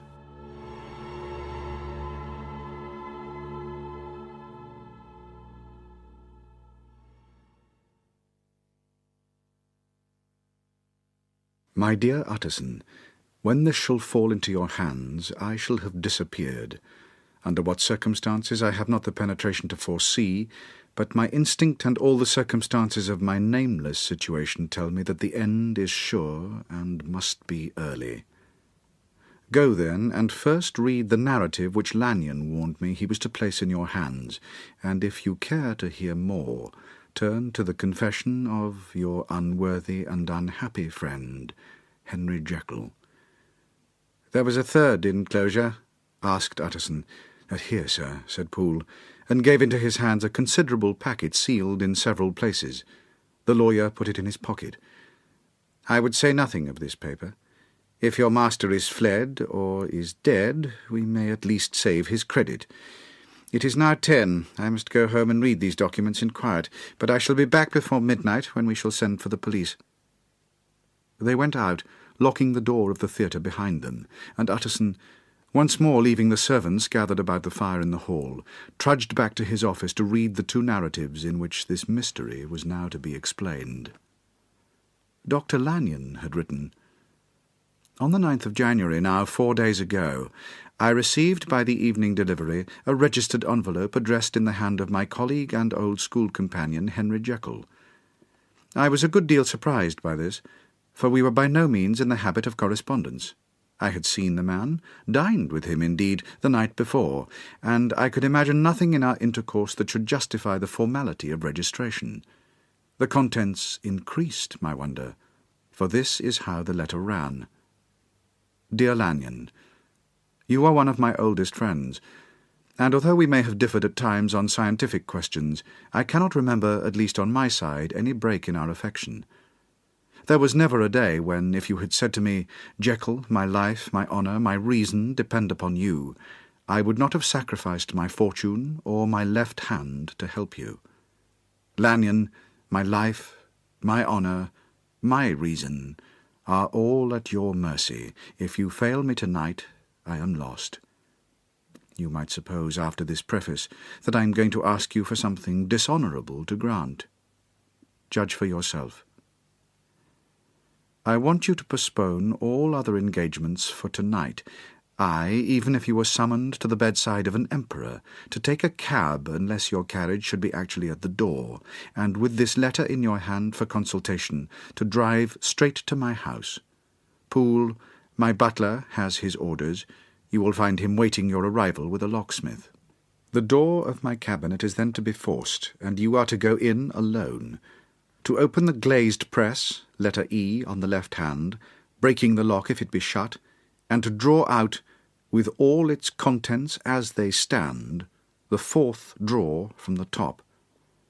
You may know the right drawer by its contents, some powders, a file, and a paper book. This drawer, I beg of you, to carry back with you to Cavendish Square. That is the first part of the service. Now for the second. At midnight, then, I have to ask you to be alone in your consulting room, to admit with your own hand into the house a man who will present himself in my name, and to place in his hands the drawer that you will have brought with you from my cabinet. Then you will have played your part, and earned my gratitude completely. 5 minutes afterwards, if you insist upon an explanation, you will have understood that these arrangements are of capital importance, and that by the neglect of one of them, fantastic as they must appear, you might have charged your conscience with my death or with the shipwreck of my reason. Confident as I am that you will not trifle with this appeal, my heart sinks and my hand trembles at the bare thought of such a possibility. Think of me at this hour in a strange place, labouring under a blackness of distress that no fancy can exaggerate, and yet well aware that if you will but punctually serve me, my troubles will roll away like a story that is told. Serve me, my dear Lanyon, and save your friend, Henry Jekyll. Upon the reading of this letter, I felt sure my colleague was insane. But till that was proved beyond the possibility of doubt, I felt bound to do as he requested. The less I understood of this farrago, the less I was in a position to judge of its importance, and an appeal so worded could not be set aside without a grave responsibility. I rose accordingly from table, got into a hansom, and drove straight to Jekyll's house. The butler was awaiting my arrival. He had received by the same post as mine a registered letter of instruction, and had sent at once for a locksmith and a carpenter. The door was very strong, the lock excellent. The carpenter avowed he would have great trouble and have to do much damage if force were to be used, and the locksmith was near despair. But this last was a handy fellow, and after 2 hours' work the door stood open. The press marked E was unlocked, and I took out the drawer, had it tied in a sheet, and returned with it to Cavendish Square. Here I proceeded to examine its contents. The powders were neatly enough made up, but not with the nicety of the dispensing chemist, so that it was plain they were of Jekyll's private manufacture. And when I opened one of the wrappers, I found what seemed to me to be a simple crystalline salt of a white colour. The phial, to which I next turned my attention, might have been about half full of a blood-red liquor which was highly pungent to the sense of smell, and seemed to me to contain phosphorus and some volatile ether. At the other ingredients I could make no guess. The book contained little but a series of dates. These covered a period of many years, but I observed that the entries ceased nearly a year ago, and quite abruptly. Here and there a brief remark was appended to a date, usually no more than a single word, double, occurring perhaps 6 times in a total of several hundred entries, and once very early in the list, and followed by several marks of exclamation. Total failure. All this, though it whetted my curiosity, told me little that was definite. Here were a phial of some tincture, a paper of some salt, and the record of a series of experiments that had led, like too many of Jekyll's investigations, to no end of practical usefulness. How could the presence of these articles in my house affect either the honour, the sanity, or the life of my flighty colleague? If this messenger could go to one place, why could he not go to another? And even granting some impediment, why was this gentleman to be received by me in secret? The more I reflected, the more convinced I grew that I was dealing with a case of cerebral disease, and though I dismissed my servants to bed, I loaded an old revolver that I might be found in some posture of self-defence. 12 o'clock had scarce rung out over London ere the knocker sounded very gently on the door. I went myself for the summons, and found a small man crouching against the pillars of the portico. "Are you come for Dr. Jekyll?" I asked. He told me yes by a constrained gesture, and when I had bidden him enter, he did not obey me without a searching backward glance into the darkness of the square. There was a policeman not far off, advancing with his bull's eye open, and at the sight I thought my visitor started and made greater haste. These particulars struck me, I confess, disagreeably, and as I followed him into the bright light of the consulting room, I kept my hand ready on my weapon. Here, at last, I had a chance of clearly seeing him. I had never set eyes on him before, so much was certain. He was small, as I have said.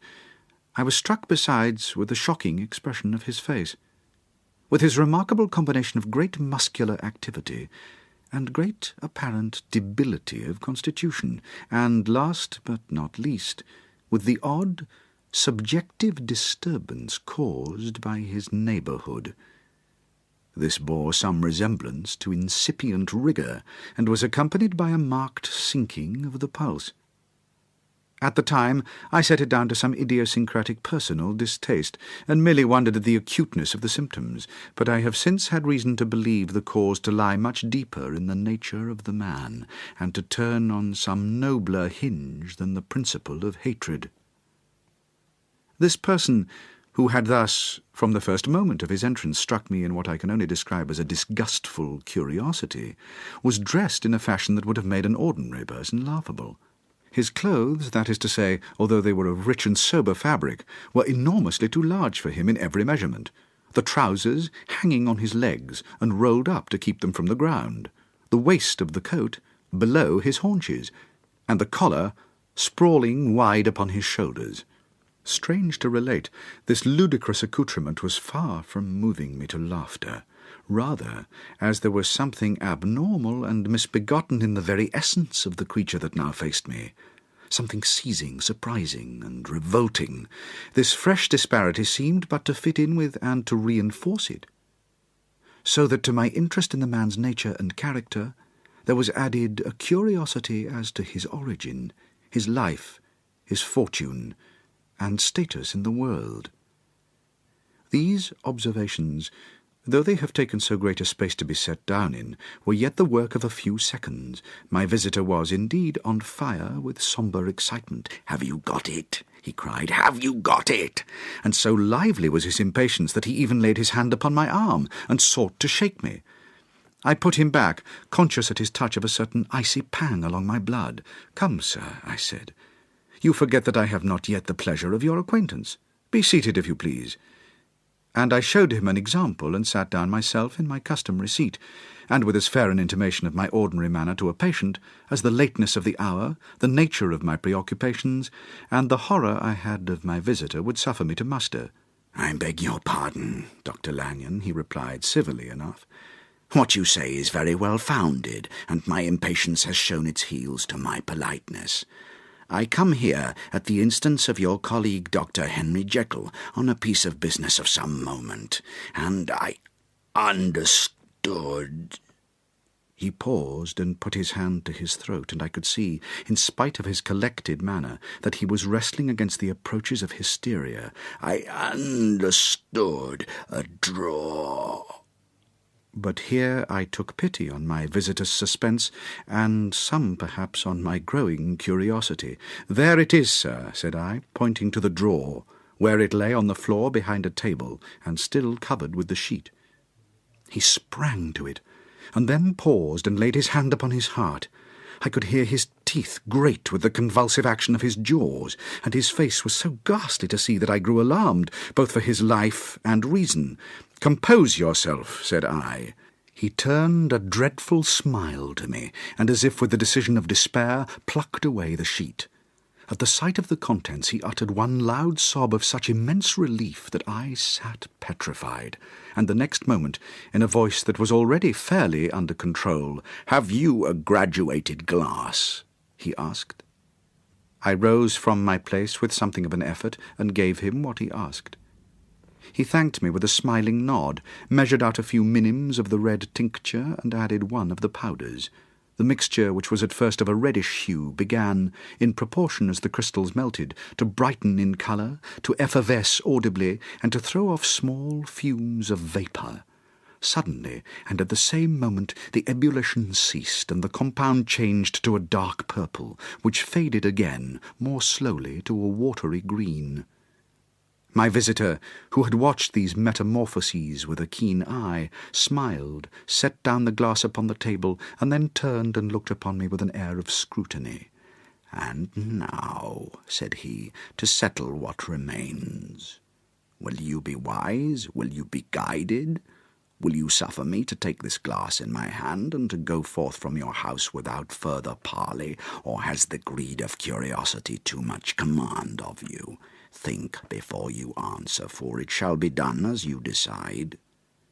As you decide, you shall be left as you were before, and neither the richer nor wiser, unless the sense of service rendered to a man in mortal distress may be counted as a kind of riches of the soul, or, if you shall so prefer to choose, a new province of knowledge, and new avenues to fame and power shall be laid open to you here in this room upon the instant, and your sight shall be blasted by a prodigy to stagger the unbelief of Satan."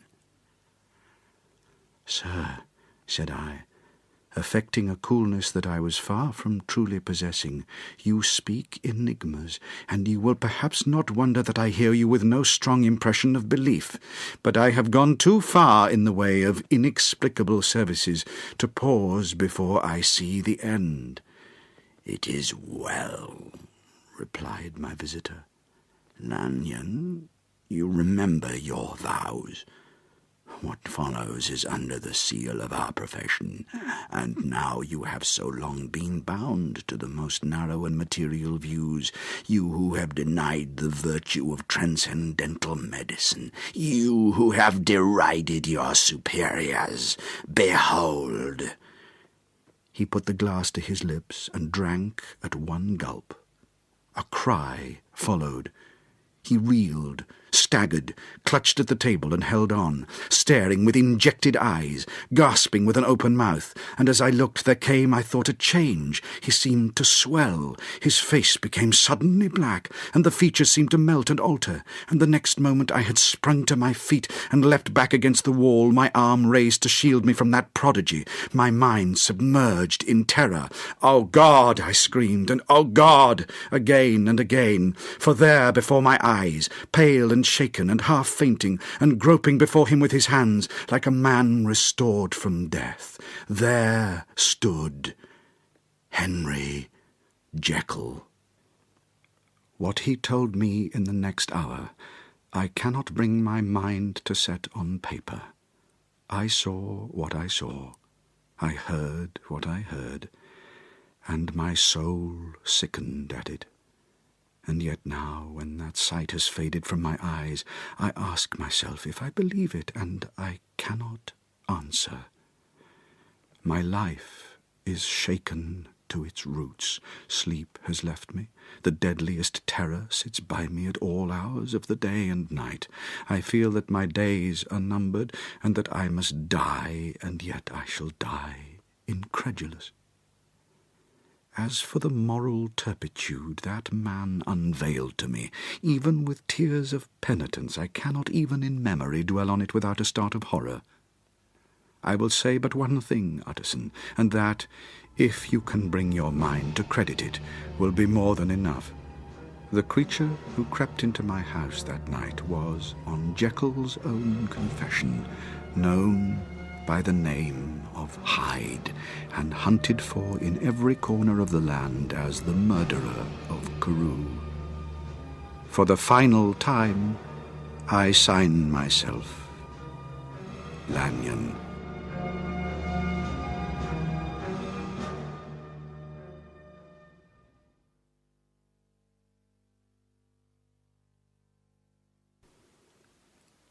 The following is Henry Jekyll's full statement of the case. I was born to a large fortune, endowed besides with excellent parts, inclined by nature to industry, fond of the respect of the wise and good among my fellow men, and thus, as might have been supposed, with every guarantee of an honourable and distinguished future. And yet it chanced that the direction of my scientific studies, which led wholly towards the mystic and the transcendental, came to shed a strong light on the consciousness of the perennial duality of man. With every day, and from both sides of my intelligence, the moral and the intellectual, I thus drew steadily nearer to that truth by whose partial discovery I have been doomed to such a dreadful shipwreck, that man is not truly one, but truly two. I was so far in my reflections when, as I have said, a sidelight began to shine upon the subject from the laboratory table. I began to perceive, more deeply than it has ever yet been stated, the trembling immateriality, the mist-like transience of this seeming so solid body in which we walk attired. Certain agents I found to have the power to shake and to pluck back that fleshly vestment, even as a wind might toss the curtains of a pavilion. I hesitated long before I put this theory to the test of practice. I knew well that I risked death, for any drug that so potently controlled and shook the very fortress of identity might, by the least scruple of an overdose, utterly blot out that immaterial tabernacle which I looked to it to change. But the temptation of a discovery so singular and profound at last overcame the suggestions of alarm. I had long since prepared my tincture.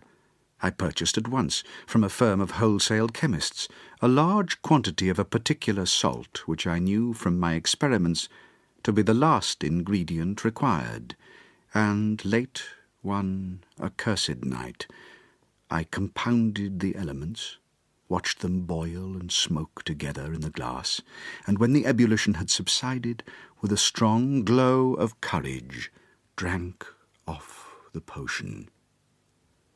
The most racking pangs succeeded, a grinding in the bones, deadly nausea, and a horror of the spirit that cannot be exceeded at the hour of birth or death. Then these agonies began swiftly to subside, and I came to myself as if out of a great sickness. There was something strange in my sensations, something indescribably new, and, from its very novelty, incredibly sweet. I felt younger, lighter, happier in body. Within I was conscious of a heady recklessness, a current of disordered sensual images running like a mill-race in my fancy, a solution of the bonds of obligation, an unknown but not an innocent freedom of the soul. I knew myself, at the first breath of this new life, to be more wicked, tenfold more wicked, sold a slave to my original evil, and the thought, in that moment, delighted me like wine. I stretched out my hands, exulting in the freshness of these sensations, and in the act I was suddenly aware that I had lost in stature. There was no mirror at that date in my room.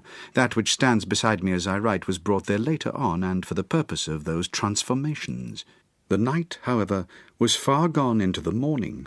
The morning, black as it was nearly ripe for the conception of the day. The inmates of my house were locked in the most rigorous hours of slumber, and I determined, flushed as I was with hope and triumph, to venture in my new shape as far as to my bedroom. I crossed the yard wherein the constellations looked down upon me. I could have thought with wonder, the first creature of that sort that their unsleeping vigilance had yet disclosed to them. I stole through the corridors, a stranger in my own house, and coming to my room, I saw for the first time the appearance of Edward Hyde. I must here speak by theory alone, saying not that which I know, but that which I suppose to be most probable. The evil side of my nature, to which I had now transferred the stamping efficacy, was less robust and less developed than the good which I had just deposed.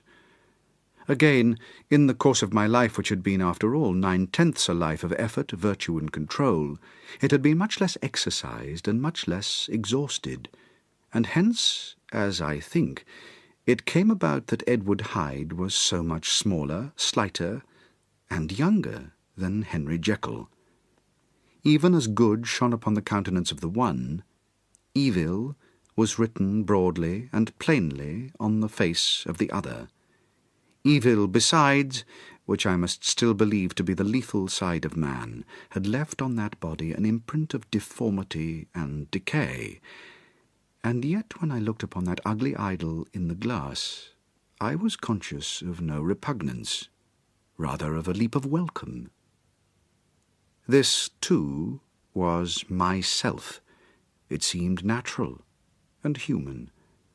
In my eyes it bore a livelier image of the spirit. It seemed more express and single than the imperfect and divided countenance I had hitherto been accustomed to call mine. And in so far I was doubtless right.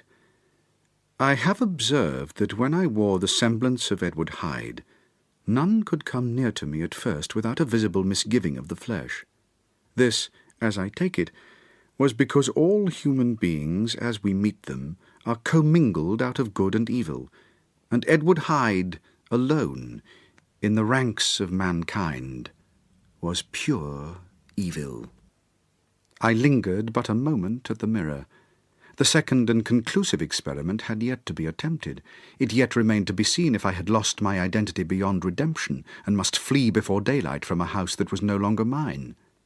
And hurrying back to my cabinet, I once more prepared and drank the cup, once more suffered the pangs of dissolution, and came to myself once more with the character, the stature, and the face of Henry Jekyll. That night I had come to the fatal crossroads. Had I approached my discovery in a more noble spirit, had I risked the experiment while under the empire of generous or pious aspirations, all must have been otherwise, and from these agonies of death and birth I had come forth an angel instead of a fiend. The drug had no discriminating action. It was neither diabolical nor divine. It but shook the doors of the prison house of my disposition, and that which stood within ran forth. At that time my virtue slumbered. My evil, kept awake by my ambition, was alert and swift to seize the occasion, and the thing that was projected was Edward Hyde. Hence, although I had now two characters as well as two appearances, one was wholly evil, and the other was still the old Henry Jekyll, that incongruous compound of whose reformation and improvement I had already learned to despair. The movement was thus wholly toward the worse. My new power tempted me until I fell in slavery. I had but to drink the cup, to doff at once the body of the noted professor, and to assume like a thick cloak that of Edward Hyde. I smiled at the notion. It seemed to me at the time to be humorous, and I made my preparations with the most studious care. I took and furnished that house in Soho to which Hyde was tracked by the police, and engaged as a housekeeper a creature whom I well knew to be silent and unscrupulous. On the other side, I announced to my servants that a Mr. Hyde, whom I described, was to have full liberty and power about my house in the square, and to parry mishaps I even called, and made myself a familiar object in my second character. I next drew up that will to which you so much objected, so that if anything befell me in the person of Dr. Jekyll, I could enter on that of Edward Hyde without pecuniary loss, and thus fortified, as I supposed, on every side, I began to profit by the strange immunities of my position. Think of it, I did not even exist. Let me but escape into my laboratory door, give me but a second or two to mix and swallow the draught that I had always standing ready, and whatever he had done, Edward Hyde would pass away like the stain of breath upon a mirror, and there, in his stead, quietly at home, trimming the midnight lamp in his study, a man who could afford to laugh at suspicion would be Henry Jekyll. Into the details of the infamy at which I thus connived, for even now I scarce grant that I committed it, I have no design of entering. I mean but to point out the warnings and the successive steps with which my chastisement approached. Some 2 months before the murder of Sir Danvers, I had been out for one of my adventures, had returned at a late hour, and woke the next day in bed with somewhat odd sensations. It was in vain I looked about me. In vain I saw the decent furniture and tall proportions of my room in the square. In vain that I recognized the pattern of the bed-curtains and the design of the mahogany frame. Something still kept insisting that I was not where I was, that I had not wakened where I seemed to be, but in the little room in Soho where I was accustomed to sleep in the body of Edward Hyde. I smiled to myself, and in my psychological way began lazily to inquire into the elements of this illusion, occasionally, even as I did so, dropping back into a comfortable morning doze. I was still so engaged when, in one of my more wakeful moments, my eye fell upon my hand. Now the hand of Henry Jekyll, as you have often remarked, was professional in shape and size. It was large, firm, white, and comely. But the hand which I now saw, clearly enough in the yellow light of a mid-London morning, lying half shut on the bedclothes, was lean, corded, knuckly, of a dusky pallor, and thickly shaded with a swart growth of hair. It was the hand of Edward Hyde.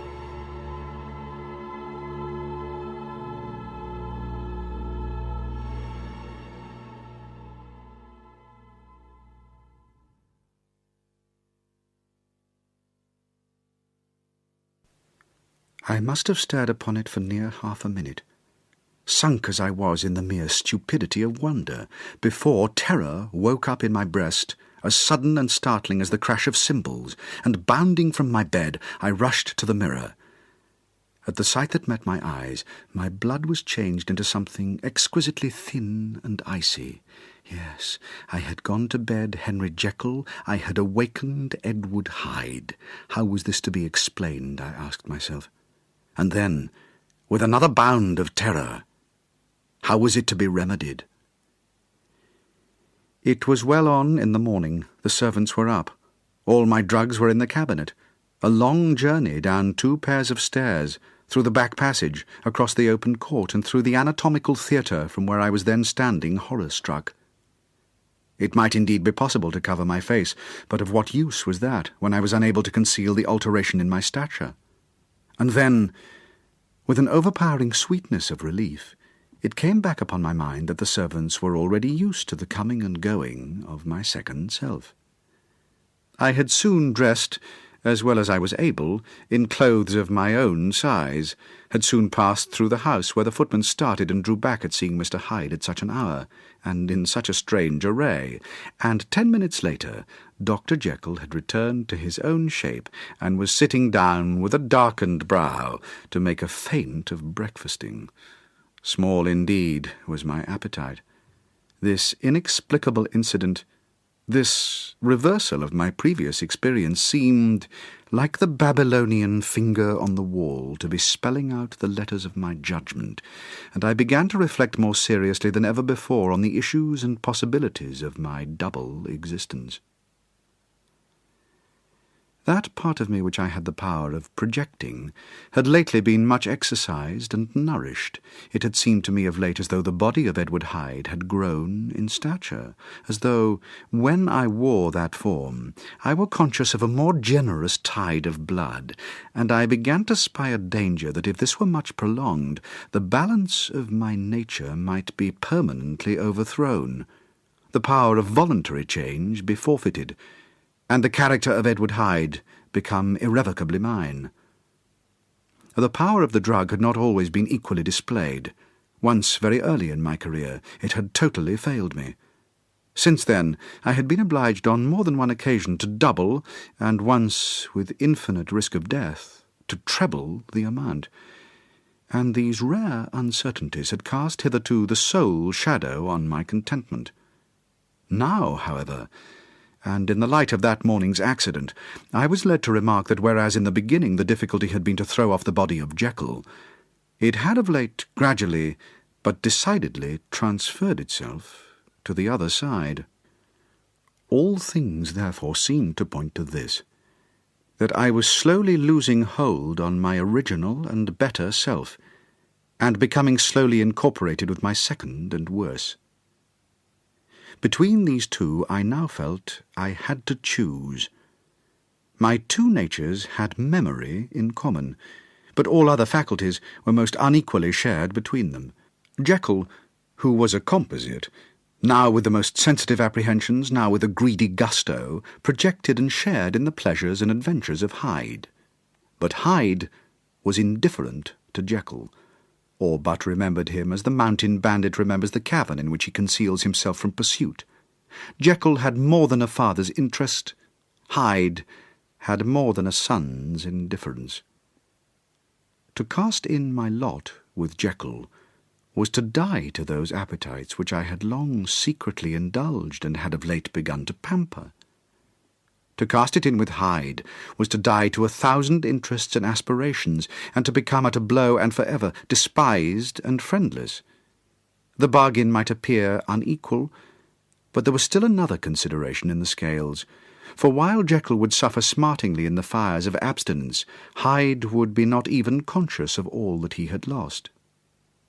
Strange as my circumstances were, the terms of this debate are as old and commonplace as man. Much the same inducements and alarms cast the die for any tempted and trembling sinner, and it fell out with me, as it falls with so vast a majority of my fellows, that I chose the better part, and was found wanting in strength to keep to it.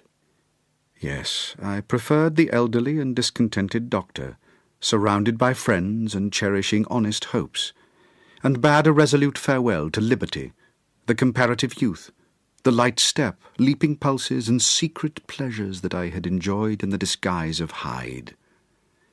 I made this choice, perhaps with some unconscious reservation, for I neither gave up the house in Soho, nor destroyed the clothes of Edward Hyde, which still lay ready in my cabinet. For 2 months, however, I was true to my determination. For 2 months I led a life of such severity as I had never before attained to, and enjoyed the compensations of an approving conscience. But time began at last to obliterate the freshness of my alarm. The praises of conscience began to grow into a thing of course. I began to be tortured with throes and longings, as of Hyde struggling after freedom, and at last, in an hour of moral weakness, I once again compounded and swallowed the transforming draught.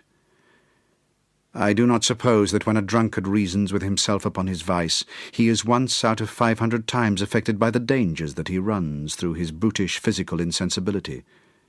Neither had I, long as I had considered my position, made enough allowance for the complete moral insensibility and insensate readiness to evil which were the leading characters of Edward Hyde. Yet it was by these that I was punished. My devil had been long caged. He came out, roaring. I was conscious, even when I took the draught, of a more unbridled, a more furious propensity to ill. It must have been this, I suppose, that stirred in my soul that tempest of impatience with which I listened to the civilities of my unhappy victim.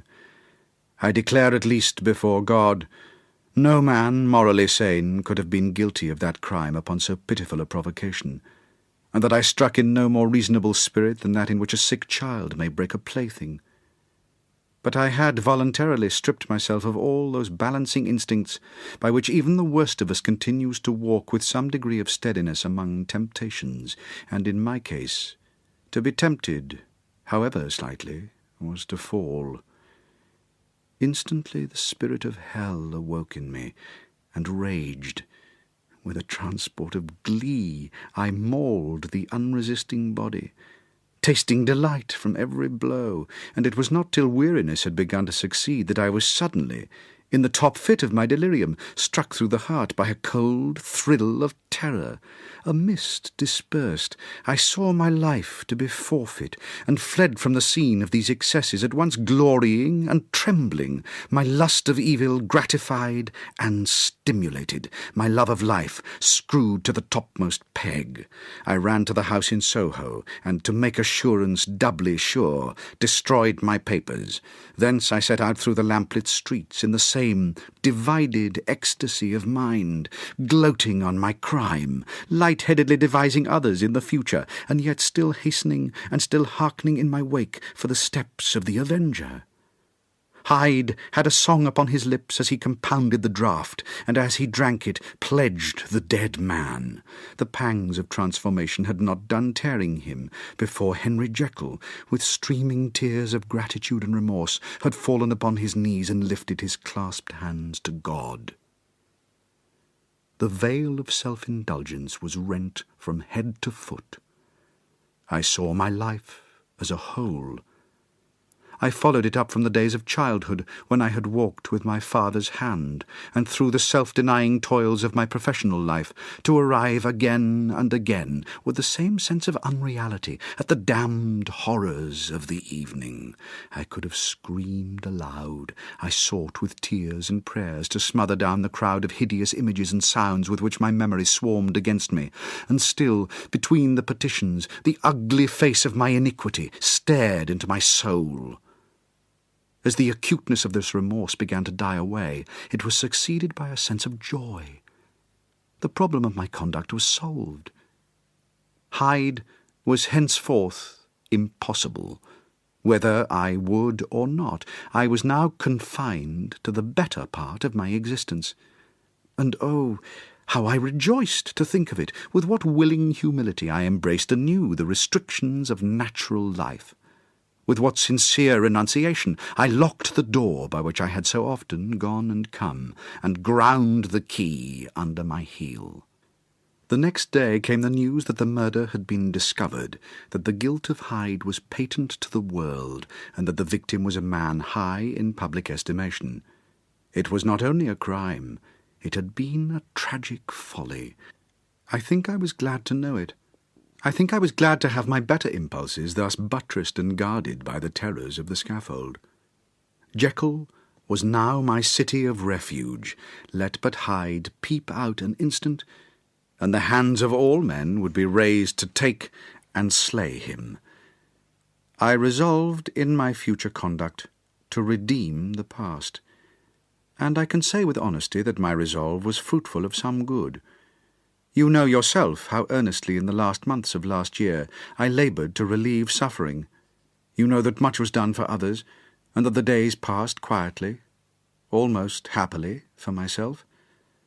Nor can I truly say that I wearied of this beneficent and innocent life. I think instead that I daily enjoyed it more completely. But I was still cursed with my duality of purpose. And as the first edge of my penitence wore off, the lower side of me, so long indulged, so recently chained down, began to growl for license. Not that I dreamed of resuscitating Hyde. The bare idea of that would startle me to frenzy. No, it was in my own person that I was once more tempted to trifle with my conscience. And it was as an ordinary, secret sinner that I at last fell before the assaults of temptation. There comes an end to all things. The most capacious measure is filled at last, and this brief condescension to my evil finally destroyed the balance of my soul. And yet I was not alarmed. The fall seemed natural, like a return to the old days before I had made my discovery. It was a fine, clear January day, wet underfoot where the frost had melted, but cloudless overhead, and the Regent's Park was full of winter chirrupings and sweet with spring odours. I sat in the sun on a bench, the animal within me licking the chops of memory, the spiritual side a little drowsed, promising subsequent penitence, but not yet moved to begin. After all, I reflected, I was like my neighbours. And then I smiled, comparing myself with other men, comparing my active goodwill with the lazy cruelty of their neglect. And at the very moment of that vainglorious thought, a qualm came over me, a horrid nausea and the most deadly shuddering. These passed away and left me faint, and then, as in its turn the faintness subsided, I began to be aware of a change in the temper of my thought, a greater boldness, a contempt of danger, a solution of the bonds of obligation. I looked down. My clothes hung formlessly on my shrunken limbs. The hand that lay on my knee was corded and hairy. I was once more Edward Hyde. A moment before, I had been safe of all men's respect, wealthy, beloved, the cloth laying for me in the dining-room at home, and now I was the common quarry of mankind, hunted, houseless, a known murderer, thrall to the gallows. My reason wavered, but it did not fail me utterly. I have more than once observed that in my second character my faculties seem sharpened to a point, and my spirits more tensely elastic. Thus it came about that where Jekyll perhaps might have succumbed, Hyde rose to the importance of the moment. My drugs were in one of the presses of my cabinet. How was I to reach them? That was the problem that, crushing my temples in my hands, I set myself to solve. The laboratory door I had closed. If I sought to enter by the house, my own servants would consign me to the gallows. I saw I must employ another hand, and thought of Lanyon. How was he to be reached? How persuaded? Supposing that I escaped capture in the streets, how was I to make my way into his presence, and how should I, an unknown and displeasing visitor, prevail on the famous physician to rifle the study of his colleague, Dr. Jekyll? Then I remembered that of my original character one part remained to me. I could write in my own hand.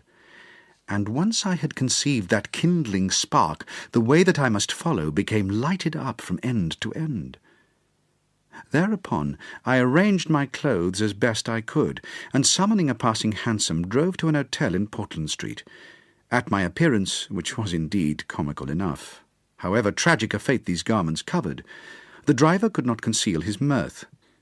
I gnashed my teeth upon him with a gust of devilish fury, and the smile withered from his face. Happily for him, yet more happily for myself, for in another instant I had certainly dragged him from his perch. At the hotel, as I entered, I looked about me with so black a countenance as made the attendants tremble. Not a look did they exchange in my presence, but obsequiously took my orders, led me to a private room, and brought me wherewithal to write. Hyde, in danger of his life, was a creature new to me. Shaken with inordinate anger, strung to the pitch of murder, lusting to inflict pain. Yet the creature was astute, mastered his fury with great effort of will, composed his 2 important letters, one to Lanyon and one to Poole, and, that he might receive actual evidence of their being posted, sent them out with directions that they should be registered. Thenceforward he sat all day over the fire in the private room, gnawing his nails. There he dined, sitting alone with his fears, the waiter visibly quailing before his eye, and thence, when the night was fully come, he set forth in the corner of a closed cab, and was driven to and fro about the streets of the city. He, I say. I cannot say I. The child of hell had nothing human, nothing lived in him but fear and hatred. When I came to myself, at Lanyon's, the horror of my old friend perhaps affected me somewhat. I do not know. It was at least but a drop in the sea to the abhorrence with which I looked back upon these hours. A change had come over me. It was no longer the fear of the gallows, it was the horror of being Hyde that racked me. I received Lanyon's condemnation partly in a dream. It was partly in a dream that I came home to my own house and got into bed. I slept, after the prostration of the day, with a stringent and profound slumber which not even the nightmares that wrung me could avail to break. I awoke in the morning shaken, weakened, but refreshed. I still hated and feared the thought of the brute that slept within me, and I had not, of course, forgotten the appalling dangers of the day before. But I was once more at home, in my own house, and close to my drugs, and gratitude for my escape shone so strong in my soul that it almost rivalled the brightness of hope. I was stepping leisurely across the court after breakfast, drinking the chill of the air with pleasure, when I was seized again with those indescribable sensations that heralded the change, and I had but time to gain the shelter of my cabinet before I was once again raging and freezing with the passions of Hyde. It took on this occasion a double dose to recall me to myself, and alas, 6 hours after, as I sat looking sadly in the fire, the pangs returned, and the drug had to be re-administered. In short, from that day forth it seemed only by a great effort as of gymnastics, and only under the immediate stimulation of the drug, that I was able to wear the countenance of Jekyll. At all hours of the day and night I would be taken with a premonitory shudder. Above all, if I slept, or even dozed for a moment in my chair, it was always as Hyde that I awakened. Under the strain of this continually impending doom, and by the sleeplessness to which I now condemned myself, I, even beyond what I had thought possible to man, I became, in my own person, a creature eaten up and emptied by fever, languidly weak both in body and mind, and solely occupied by one thought, the horror of my other self. But when I slept, or when the virtue of the medicine wore off, I would leap almost without transition, for the pangs of transformation grew daily less marked, into the possession of a fancy brimming with images of terror, a soul boiling with causeless hatreds, and a body that seemed not strong enough to contain the raging energies of life. The powers of Hyde seemed to have grown with the sickliness of Jekyll, and certainly the hate that now divided them was equal on each side. With Jekyll it was a thing of vital instinct. He had now seen the full deformity of that creature that shared with him some of the phenomena of consciousness, and was co-heir with him to death. and beyond these links of community, which in themselves made the most poignant part of his life distress, he thought of Hyde, for all his energy of life, as of something not only hellish, but inorganic. This was the shocking thing, that the slime of the pit seemed to utter cries and voices, that the amorphous dust gesticulated and sinned, that what was dead and had no shape could usurp the offices of life. And this again, that the insurgent horror was knit to him closer than a wife, closer than an eye, lay caged in his flesh, where he heard it mutter and felt it struggle to be born, and at every hour of weakness and in the confidences of slumber prevailed against him and deposed him out of life. The hatred of Hyde for Jekyll was of a different order. His terror of the gallows drove him continually to commit temporary suicide and return to his subordinate station of a part instead of a person. But he loathed the necessity, he loathed the despondency into which Jekyll was now fallen, and he resented the dislike with which he was himself regarded. Hence the ape-like tricks that he would play me, scrawling, in my own hand, blasphemies on the pages of my books, burning the letters and destroying the portrait of my father. And indeed, had it not been for his fear of death, he would long ago have ruined himself in order to involve me in the ruin. But his love of life is wonderful. I go further. I, who sicken and freeze at the mere thought of him, when I recall the abjection and passion of this attachment, and when I know how he fears my power to cut him off by suicide, I find it in my heart to pity him. It is useless, and the time awfully fails me to prolong this description. No one has ever suffered such torments, let that suffice, and yet even to these habit brought, no, not alleviation, but a certain callousness of soul, a certain acquiescence of despair, and my punishment might have gone on for years, but for the last calamity which has now fallen, and which has finally severed me from my own face and nature. My provision of the salt, which had never been renewed since the date of the first experiment, began to run low. I sent out for a fresh supply, and mixed the draught. The ebullition followed, and the first change of colour, not the second. I drank it, and it was without efficiency. You will learn from Poole how I have had London ransacked. It was in vain, and I am now persuaded that my first supply was impure, and that it was that unknown impurity which lent efficacy to the draught. About a week has passed, and I am now finishing this statement under the influence of the last of the old powders. This, then, is the last time, short of a miracle, that Henry Jekyll can think his own thoughts, or see his own face, now how sadly altered in the glass.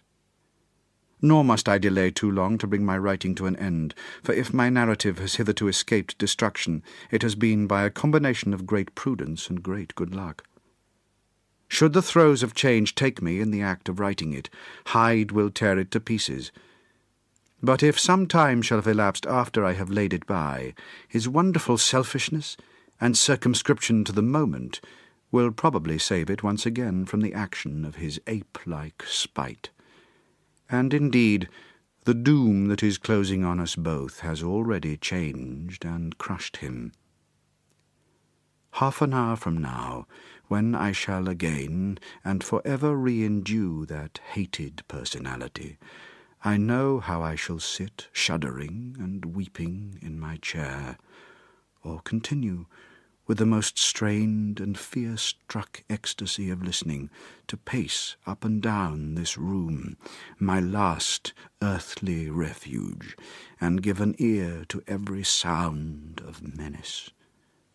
Will Hyde die upon the scaffold, or will he find the courage to release himself at the last moment? God knows. I am careless. This is my true hour of death, and what is to follow concerns another than myself. Here, then, as I lay down the pen and proceed to seal up my confession, I bring the life of that unhappy Henry Jekyll to an end.